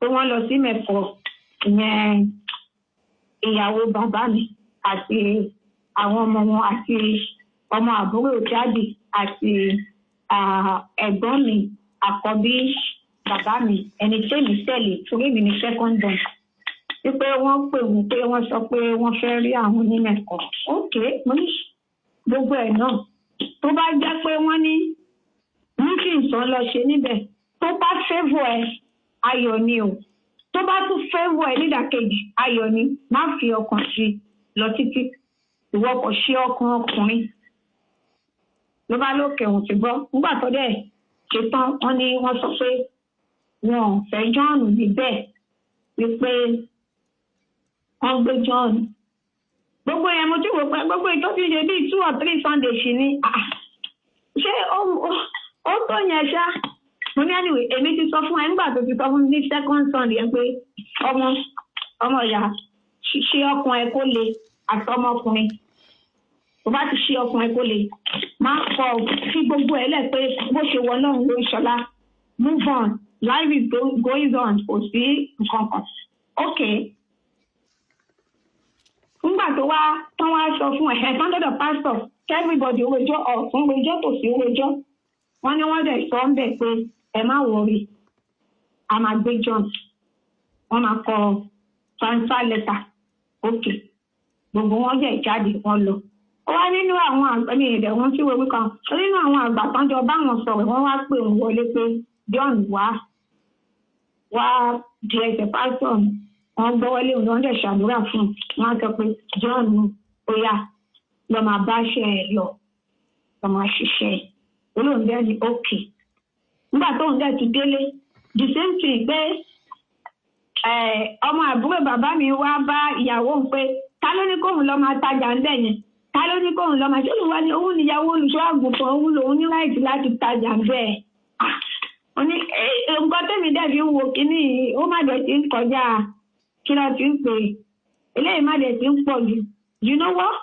Èmi ti sọ fún ẹ láti dé wọn pé kí wàhálà bá máa pọ̀ jù kó dá kí wàhálà pọ̀ fún yàn ẹ̀dá tó bá wọnú ayé tó bá mọ̀ pé òun sùn òun jínú ayé tó ń gbapá tó ń sùn tó ń wí ìyá tó ń rí bàbá tó ń láwọn ẹbí sínú ẹ̀ dùn ó máa fọpẹ́ fọlọ́ kò sí nǹkan tó wà ní wàhálà ọ̀hún náà èèyàn lè rí nǹkan kan múnú wàhálà kò tú irú kan lára yìí orúkọ ló kàn ń sọyàn èèyàn ní ibẹ̀ mo ní lọ resign lọ sọ fún wọn pé o ṣe kí wọ́n gbé ẹ lọ síbòmí.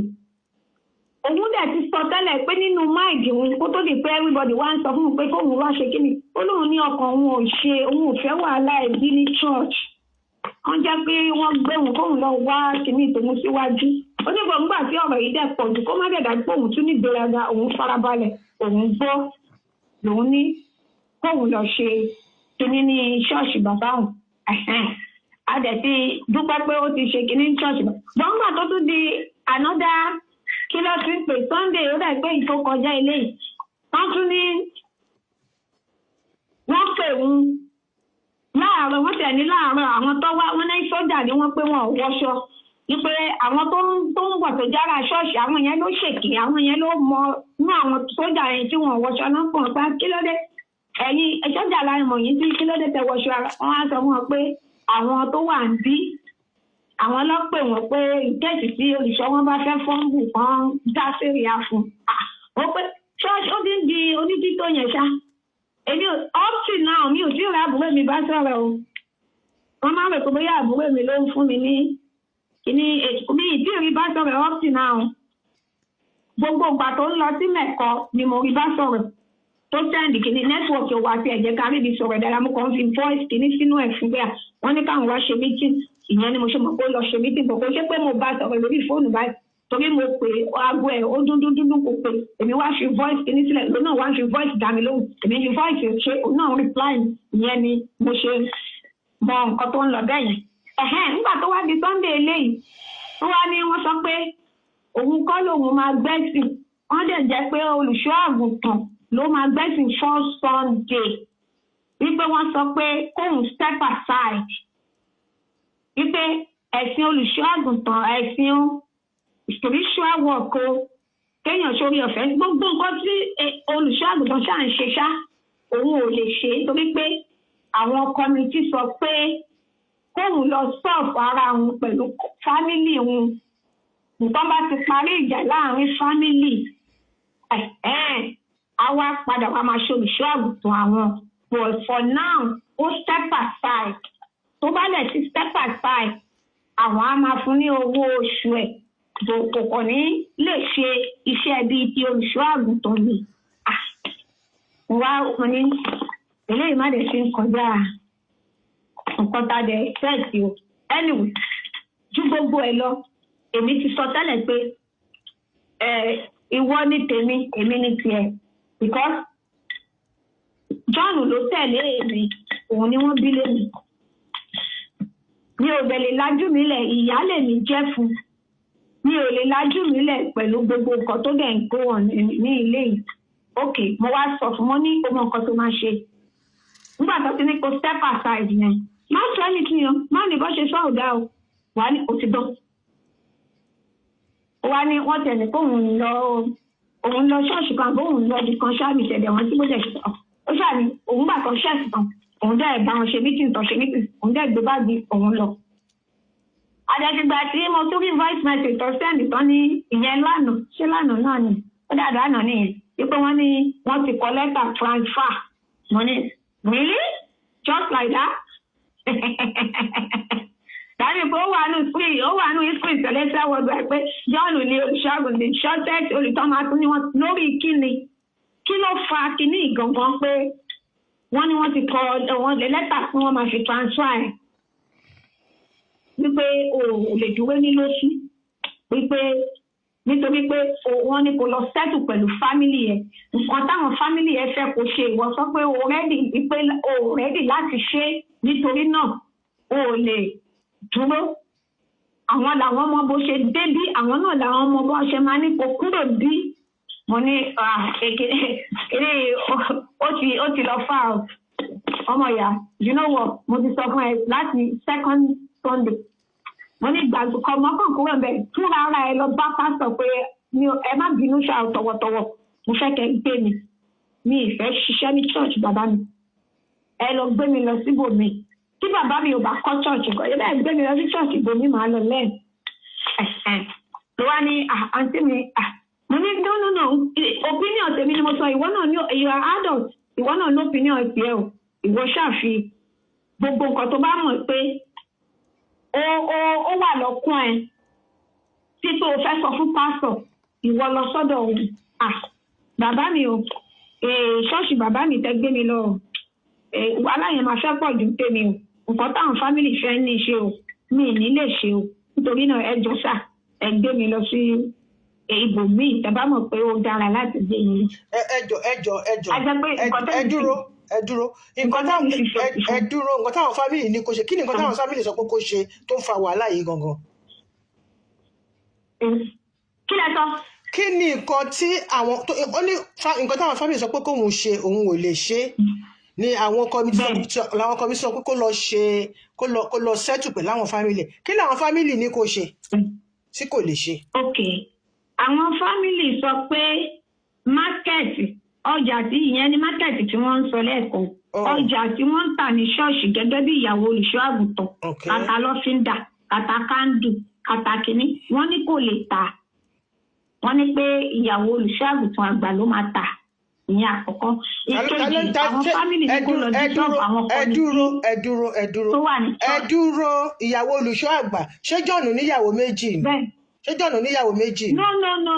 no ìgbà wọn rìfà ìfìyàwó bàbá mi ìyàwó kan ní jọ̀nù ní. ìyàwó bàbá. nígbà tó dẹ̀ sọ yẹn fẹ́mi èmi ò ní parọ́ mo ní ọ̀rọ̀ pọ̀ nù. ok adúpẹ́.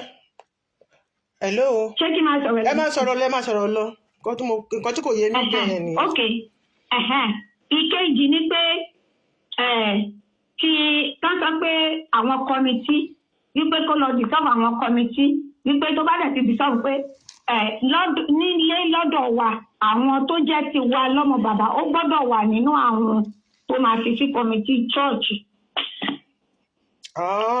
wọ́n rẹ̀ pé àwọn nǹkan.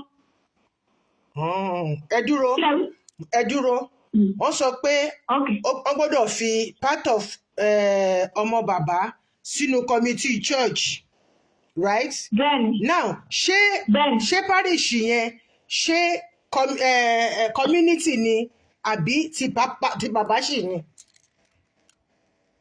ìyẹn náà ni òye mi bàbá ti hand over church sí Celestia tí èèyàn bá ti kọ́ church bẹ́ẹ̀ yẹn tó bá dẹ̀ ti hand over fún CCC worldwide ó ti di property church. ibi tẹ́mi náà ti wà confused nìyẹn pé ìkò ń ṣe family church is community church. tó bá jẹ́ family church ń sìn ókè a lè sọ pé àwọn ẹbí la ní ṣọ́ọ̀ṣì yìí ó yá o àwọn ẹbí o wọ́n ń ṣe a máa ṣe mítìnì ìwọ wà ní pòsítàn kìíní ìwọ wà níbí ìwọ wà nìkan. bọ́n nígbà tó ti jẹ́ community ni tí wọ́n lè fínú ọmọ ẹbí ti bọ̀ kó ń ṣe pé àwa ẹbí la máa sọ pé lágbájá báyìí ló gbọ́dọ̀ wà níbí tàmẹ̀dù báyìí ló gbọ́dọ̀ wà níbí làkàṣègbè báyìí ló gbọ́dọ̀ wà níbí gbogbo yẹn náà wà nínú ẹ̀sùn tí wọ́n fi kàn pé táwọn kọmitì ṣọ́ọ̀ṣì àwọn ṣọ́ọ̀ṣì tó wà ní ṣọ́ọ̀ṣì pé lọ parí ìjà pẹ̀lú àwọn fámìlì ẹ̀ tó bá ti parí ìjà tọ́rọ̀ yìí ti yẹra yín nǹkan tó ní kó ṣe àwọn wá rí ẹbí olùṣọ́ àgùntàn àwọn but for now àfẹ́kù step aside fún wa kó lọ bá wọn tó bá ti step aside má wọrí ìwọ kò lè ṣe wàásù o lè ká kankan o lè ṣe ẹ̀sìn kankan o lè ṣe orí ọ̀fẹ́ o ṣá lè ṣe gbogbo nǹkan tó lè ṣọ́ àgùntàn ṣe ọ̀ǹtì tó bá ti sort ara ẹ̀ out lọ́dọ̀ family kó má jẹ́ pé ìjà family lè máa kó wá sí church torí náà làwọn ṣe ní kó step aside. ibi tọ́rọ̀ yìí ti jáde síta nìyẹn. ibi tọ́rọ̀ yìí ti jáde síta. ìyẹn ni nígbà tí gbogbo ẹ̀dẹ́ ń lọ tẹ́mi dẹ́ ti ṣàdá àná ṣá ni mo tún wá rí voice message tó send pé wọ́n ti ní pé pastor wọ́n ti kọ̀wé fún pé transfer letter. Mo ní very interesting. Okay, ṣé máa pẹ́ mi ní sọ pé àti second Sunday ni mo ti lára yẹn ti ń fún mi. Àti second Sunday mo ní mo fún ẹ lọ pápá sọ pé I'm sorry mi ò lè disappoint yàn but my spirit ò ṣiṣẹ́ níbí bá ẹ jẹ́ kí wọ́n gbé mi. Nígbà tí wọ́n ti jẹ́ pé lórí nǹkan tí wọ́n sọ pé kí n ṣe tí mo dẹ̀ mọ̀ pé mi ò lè ṣe ẹ jẹ́ kí wọ́n gbé mi. Wọ́n máa gbé mi lọ síbòmí tó jẹ́ pé wọn ò ní force mi pé nǹkan táwọn bá sọ ni mo ní láti gbọ́.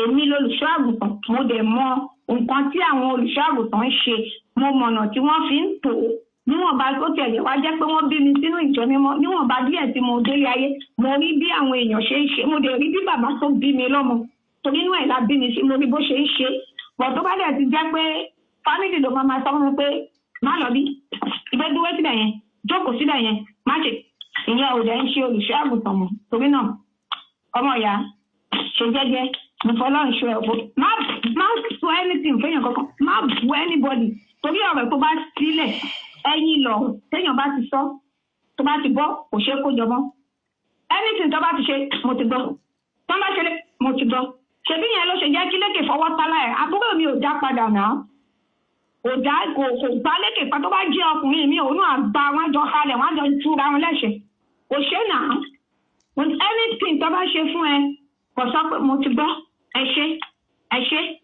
bọ́sẹ̀ mọ̀ pé ó níbi tó máa ṣe nǹkan fún yàn mọ́ tó bá súnyàn téèyàn bá kàn kiri èèyàn á fẹ́ bojú ẹ̀ lọ pé kí ló dé kí ló ṣẹlẹ̀ bọ̀ gbogbo tèmi ni pé má bínú bàbá mi ṣe sùúrù bọ̀ ìmọ̀dẹ̀ tí wàá bá dúpẹ́ pé irú àná sì tán ni wọ́n ti kọ lẹ́tà tó bá bẹ̀ sí ní táìmù tó bá ti free á lọ bá wọn níbi tí wọ́n náà ti á lọ gba lẹ́tà ẹ̀ I'm sure inú lẹ́tà yẹn náà ṣàlọ́ máa jẹ́ pé ṣọ́ọ̀ṣì gbòmí ìtàn transfer ó wà bẹ́ẹ̀ gbogbo ẹ̀ṣà ayọ̀ ni èmi fẹ́ kó já sí èmi ò fẹ́ kó bá anybody jà kò sí nǹkan á jẹ́ pé bó ṣe wọn lọ́run láma tọ́ kó ń ṣọlá nìyẹn nítorí mi ò gbọ́ rí láyé mi pé èèyàn lọ bí kan 5 weeks ó dẹ̀ ti ń di pé lọ settle pẹ̀lú àwọn fámìlì ẹ̀ kí ló dẹ̀ ń settle pẹ̀lú fámìlì ju pé ìyàwó olùṣọ́àgùtàn kò ní right láti ta candle mi ò gbọ́ this is first time ó kàn yá mi lẹ́nu ni pé okay ìyàwó ẹ̀ wọ́n tún ní kí ló ti ń pè àwọn ẹbí ẹ̀ wọ́n sọ pé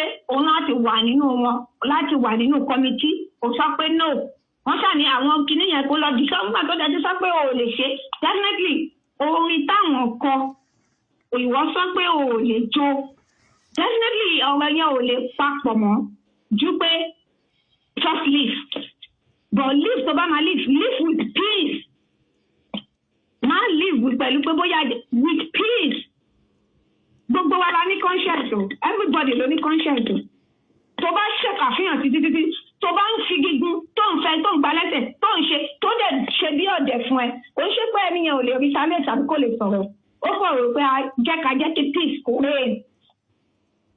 ẹ jọ tani lékè ẹ dúró tani lékè tó bá dẹ̀ ti di kàrájà àgbẹ̀ báàgì ẹ̀ bá tiẹ̀ lọ tó bá dẹ̀ bá tiẹ̀ lọ ilé bàbá ẹ̀ náà ṣì níbẹ̀ yín ò ní kó má wá sí family house kó wá wo bàbá tó bá dẹ̀ wá wo bàbá mo bẹ̀ ẹ́ nítorí ọlọ́run ọ̀ṣọ́fà don't say anything to papa kò sọ bẹ́ẹ̀ fáwọn don't ever mention anything tí bàbá bá bèrè lọ́wọ́ ẹ pé ìjọ ọlọ́run kò wá ní àlàáfíà níjọ ọlọ́run wà. That's good. Ẹ jọ ta ló ń jẹ́ lékè ṣé chairman church ni ṣé chairman parish ni ẹni tó ń jẹ́ lékè yẹn tẹ̀sán pé ó fọ́. ọmọ àbúrò bàbá mi ni no kò ń ṣe chairman church. Okay. ọmọ àbúrò bàbá mi ni definitely ọmọ bàbá mi náà ni ọ̀sìn náà ni gbogbo wa jọ ń jẹ. òun lọ lórí ẹbí. òun kọ́ lọ lórí ẹbí èmi orí àṣọ lórí ẹbí o òun lè tó rẹ̀ lórí ẹbí bọ̀ èmi orí àṣọ lórí ẹbí o. Okay, Jésù àyànjú gbogbo ẹ̀. bóyá wọ́n lè tí wọ́n fi jó lórí ẹbí lẹ́yìn yẹn tẹ́mi ò mọ o I don't know o mi ò ilékè àpò lórí ẹbí. Ẹ ṣé ìyá mi, God bless you, I really appreciate you. ẹ jọ̀ọ́ Yes, sir. Yes, sir. kí a tó parí ètò tá à ń ṣe yìí, Yes, sir. something is not right in the family. Kò wá jẹ́ kó wá gbé yẹn kó gbé wọnú iṣẹ́ Olúwa. Something is not right. Ẹ̀yin ìyá mi ò dá anybody lẹ́jọ́ o. Ẹ má bínú mà. Ẹ má bínú mà. Yes, Ṣé ma'am. rí nǹkan tó bá ṣẹlẹ̀ nínú family mi ò sọ pé I don't know how to say it. Mi ò sọ pé báwo ni mo ṣe lè gbé kalẹ̀ o. Nǹkan tó bá ṣẹlẹ̀ nínú family mo fẹ́ kí n fi sínú bracket pé kó wà nínú family bẹ́ẹ̀. Mi ò fẹ́ expose anything in family on the social media. Mi ò sọ̀rọ̀ Nítorí ẹnìkan bẹ́ẹ̀ nítorí ọ̀la ni òun ni mo yẹn sọ pé kó má gbé nǹkan family kó má gbé wọnú church. Ẹ lọ ṣọ́ọ̀tì ara yín nínú ilé, kò yẹ ká ẹ wá sọ pé. Nǹkan tí àwọn church náà sọ fún tí náà nìyẹn pé kó lọ sọ̀tà rẹ̀ pẹ̀lú family. Ó ṣètò ó lè di pé ó máa wá máa ṣe nǹkan ní church bí olùṣọ́ àgùntàn. No, ẹ̀yin ò gẹ́ẹ̀tì nǹkan tèmi sọ. Ìyẹn mì ní pé àwọn ti church yẹn they are dancing to the tune of àwọn kan tó wà nínú ilé. Ṣé yóò bá mi yé yín? Because kó tó di pé máa sọ pé kó wọ́n gbọ́. Okay, ó dà pé Yorùbá tẹ̀ ń sọ sí ti yé mi. Ẹ mọ̀ pé French ni mí, ẹ má bínú, mò ń try láti tó náà ni. Okay. Tí àwọn tó wà nínú àwọn àgbà tó wà nínú church, àwọn parochial committee chairman, secretary and the treasurer, because àwọn tó wà powerful nínú kíní nínú ẹni kíní nìyẹn tó bá dẹ̀ sọ pẹ̀lú gbogbo ìjókòó. Now nígbà tí àwọn yẹn fi lè sọ pé kọ́ lọ settle nínú ẹbí, that means pé àwọn ẹbí gangan àwọn ẹbí gangan ni wọ́n engineer nǹkan tó ń ṣẹlẹ̀ nínú parish. Ògo fọ́lọ́run lókè ọ̀run. It is well. Ọlọ́run á bá wa tó gbogbo ẹ̀. Ṣé rí, ẹ má jẹ́ ká máa kọtí ikún sí pé Ọlọ́run sọ pé tó o bá tiẹ̀ tí ì gbọ́. Ọmọ kékeré àná báyìí màlẹ́kà lè kó sí nínú kó lọ yọ ẹ́ kúrò níbi tó ń lọ yẹn.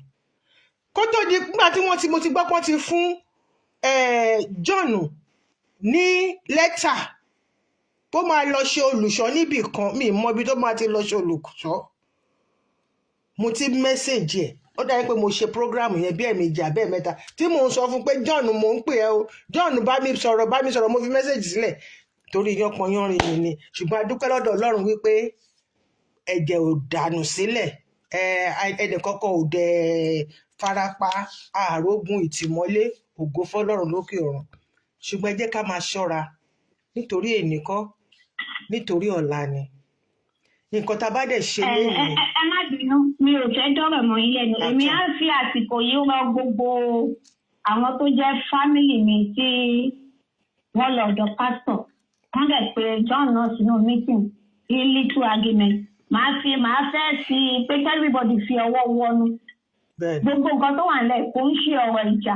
Níbi tí ìfẹ́ bá wà kò ní sí ìjà. Tí ọ̀rọ̀ mi bá yí ẹ, tí ọ̀rọ̀ èmi náà yí ẹ, kájọ ṣàsọyé papọ̀.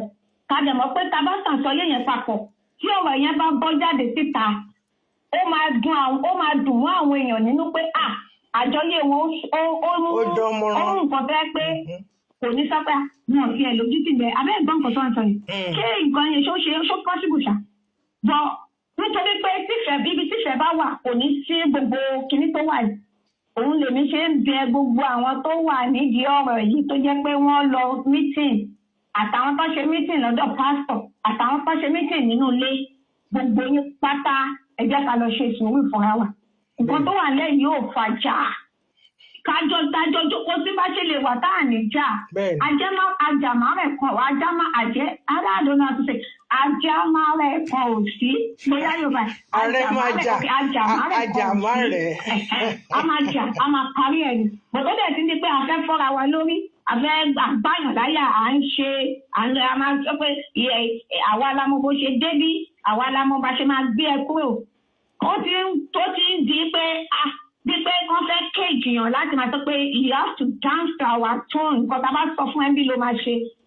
no ìyẹn ti ń bọ́ sí pé then that means that mú ẹṣin lọ clause kan wà ńbẹ̀ clause èmi máa kan wà bẹ ọ̀tún mo máa bẹ òsì àwọn lẹ̀gbọ́n mi lọ́hùn mo tún láwọn àbúrò lọ́hùn John náà tèmi gbogbo yín pátá ni mo bẹ̀ pátá ẹ jọ̀ọ́ ẹ má jẹ́ kí bàbá Ọ̀ṣun mọ nǹkan tó ń ṣẹlẹ̀ mo fọlọ́run olùjọ mímọ́ mo fi bẹ̀ gbogbo yín pátá bẹ́ẹ̀ ni ṣe wà ní olólòdì mi ò bá kán ní wọn jà kò sí ìdí mọ̀ bá jà náà ìyí tó bá pè mí lónìí máa wẹ́kọ̀ mi ìyí tí bá lágbo ẹ̀ lọ́wọ́ máa pé tí ìbàdí ẹ̀ lágbo ẹ̀ lọ́wọ́ tí bá ti dòdì títí tí mi ò rẹ́ni fún mi lágbo àbọ̀ ọlọ́run á máa wà pẹ̀lú gbogbo wa bọ̀ nǹkan tẹ́mi ṣáà máa sọ fún gbogbo àwọn ọmọ Ọ̀ṣun pátá mo bẹ̀ yín ni o mo rọ̀ yín ni o ní orúkọ Olúwa ọlọ́run àwọn ogun mo fi bẹ̀ gbogbo yín o ẹ má sọ nǹkan fún bàbá Ọ̀ṣun o ẹ má jẹ́ kí bàbá Ọ̀ṣun mọ̀ pé nǹkan kan ń ṣẹlẹ̀ láàrin yín ẹ pa á mọ́ra o ẹ jọ̀ọ́ o bàbá yẹn ti dàgbà o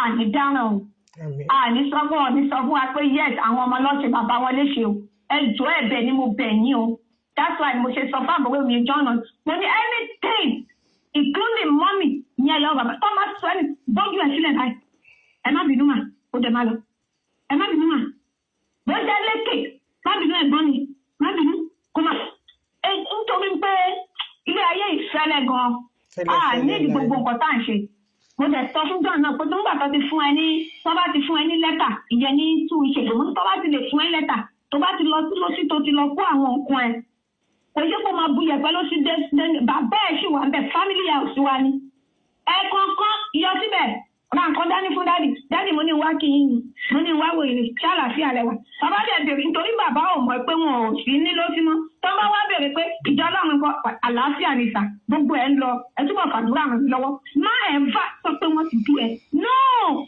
ó máa jẹ́ ẹ̀dùn ọkàn fún bàbá yẹn nítorí nígbà tí pásítọ̀ wá fa ọwọ́ ẹ sókè ìdùnnú ló jẹ́ fún bàbá kò tún wá ní jẹ́ ìdàkejì fún bàbá pé ọ̀sẹ̀ mélòó lọ́mọ mi lò mí tẹ́ni wọ́n ti gbé kí ló ṣe ṣáà pé ọ̀kọ̀ sẹ́ni tó máa mú ọkọ́ fún tí ò ní owó kọ́ sí títí sáàjì ọdún ẹ̀ àwa á máa ṣe pé káwa jàre àwọn tọ̀hún náà máa ṣe pé káwọn jàre bó ẹni tó burú mọ̀ kó burú kò rẹ́ ẹni tó máa sọ òun wá ẹni tó máa sọ fún wọn ni gbogbo tèmi lọ́dọ̀ àbúrò mi ni pé no matter nǹkan tẹ́nibọ́dì bá ṣe fún ẹ má bínú tẹ̀sẹ̀ náà àtọ́jọ́ sí kìíní ti jágbọ́n ọkọ ní òtí lọ́rùn òtí wọ̀ mọ́ ẹ má bínú mà bójá mọ́mì náà ló sọ̀kọ̀ ẹ má bínú mà bójá lékè ni ẹ má bínú mà bójá ìyá ẹ̀gbọ́n mi ni ìyá ayé mi tí ẹ̀gbọ́n wa gbà ẹ má bínú mà má sọ anything tó máa mú ìbínú tó máa trigger ẹni ìyẹn ló ṣe dùn mí fún lékè bí mo ṣe nífẹ̀ẹ́ lékè tó pé lékè ló wá fa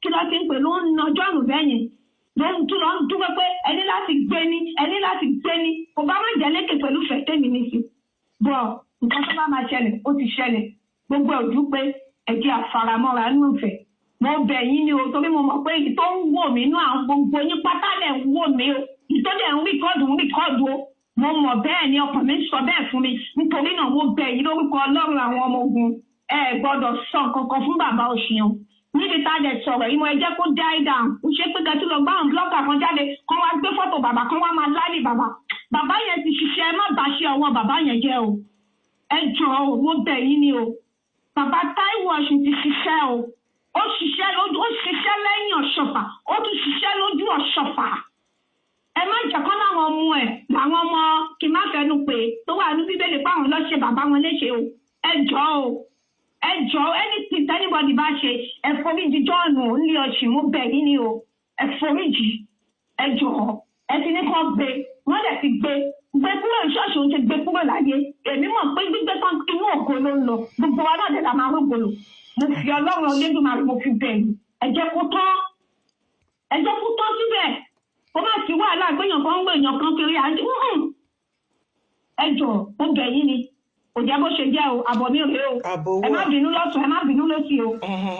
àbọ̀ owó àbọ̀ ọmọ ẹ̀mí gígùn àtàlàáfíà ìyá mi God bless you ẹ kú àgbà. eléyìí tó kù mi ò ní gbé wá sórí kinní mọ́ ìta kọ́kọ́ ṣe àti ṣe pé kí gbogbo àwọn èèyàn kan lè mọ̀ pé kò sí nǹkan tó kan anybody mọ́ and Mr. Leke I would like you to get across to me a ní ọ̀rọ̀ ìtùbínùbí láti sọ tí ò ní sí nǹkan kan lórí social media mọ́ ó gbọ́dọ̀ wẹ́lò ẹ̀yin tẹ́ ń kọ̀kọ́ kúkọ ẹ lọ korí yín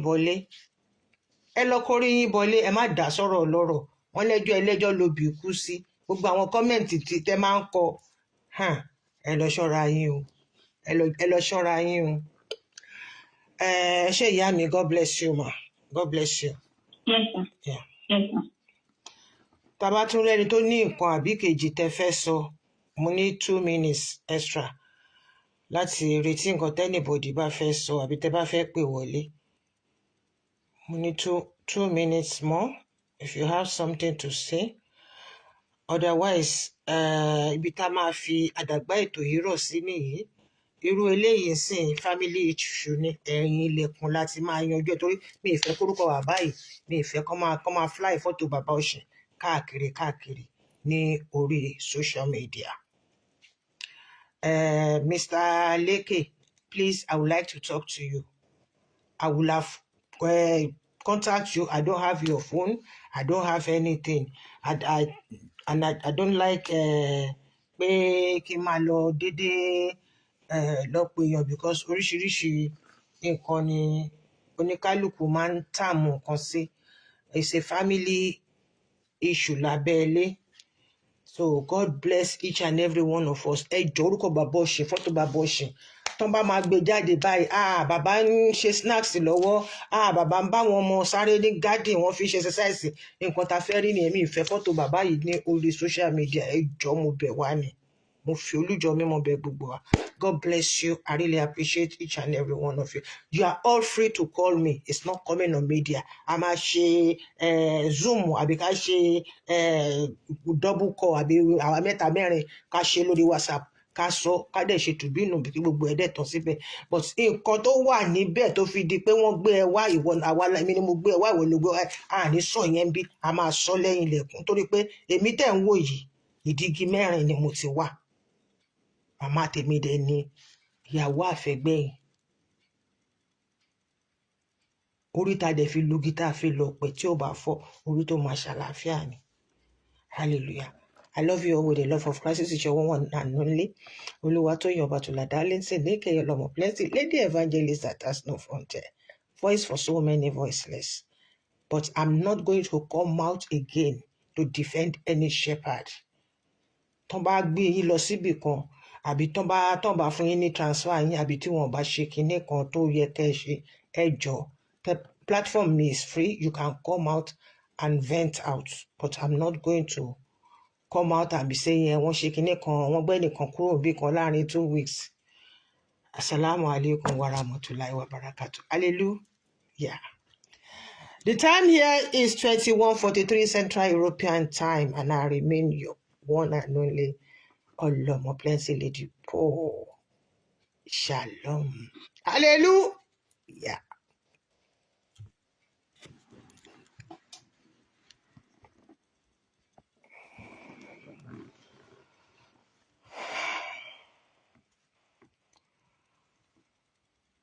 Ẹ̀gbọ́n náà ṣé mo ṣì wá ń bì báyìí ṣá kí ló dé tí kò stop ta ló fẹ́ kí n continue ọ̀rọ̀ kí lẹ fẹ́ kí n continue ọ̀rọ̀ sí a máa dé stop a máa dé ṣe nǹkan kẹ mo máa dé stop ẹ kò máa dé stop mo ní mo finish ó ní kò tí finish ó dá gbogbo yín pátápátá ni mò ń kí o wọ́n kí gbogbo yín pátápátá ẹ fẹ́ kí n kí gbogbo yín ni gbogbo yín pátápátá àti big mummy àti àbúrò mi ìtùnú ọ̀ṣìn àti ìyàwó ìtùnú ọ̀ṣìn àti gbogbo ọba kan pátápátá gbogbo yín pátápátá ni mo kí mo lù í lọ́gọ ẹnu ẹ mú mi sùúrù ṣe mọ̀ pé sùúrù tẹ́rí yẹn ó lè sòkúta jìnnà. Sùúrù tẹ́rí yẹn ó lè sòkúta jìnnà níbi tí bàbá yẹn dẹ̀ ṣiṣẹ́ dé yìí màá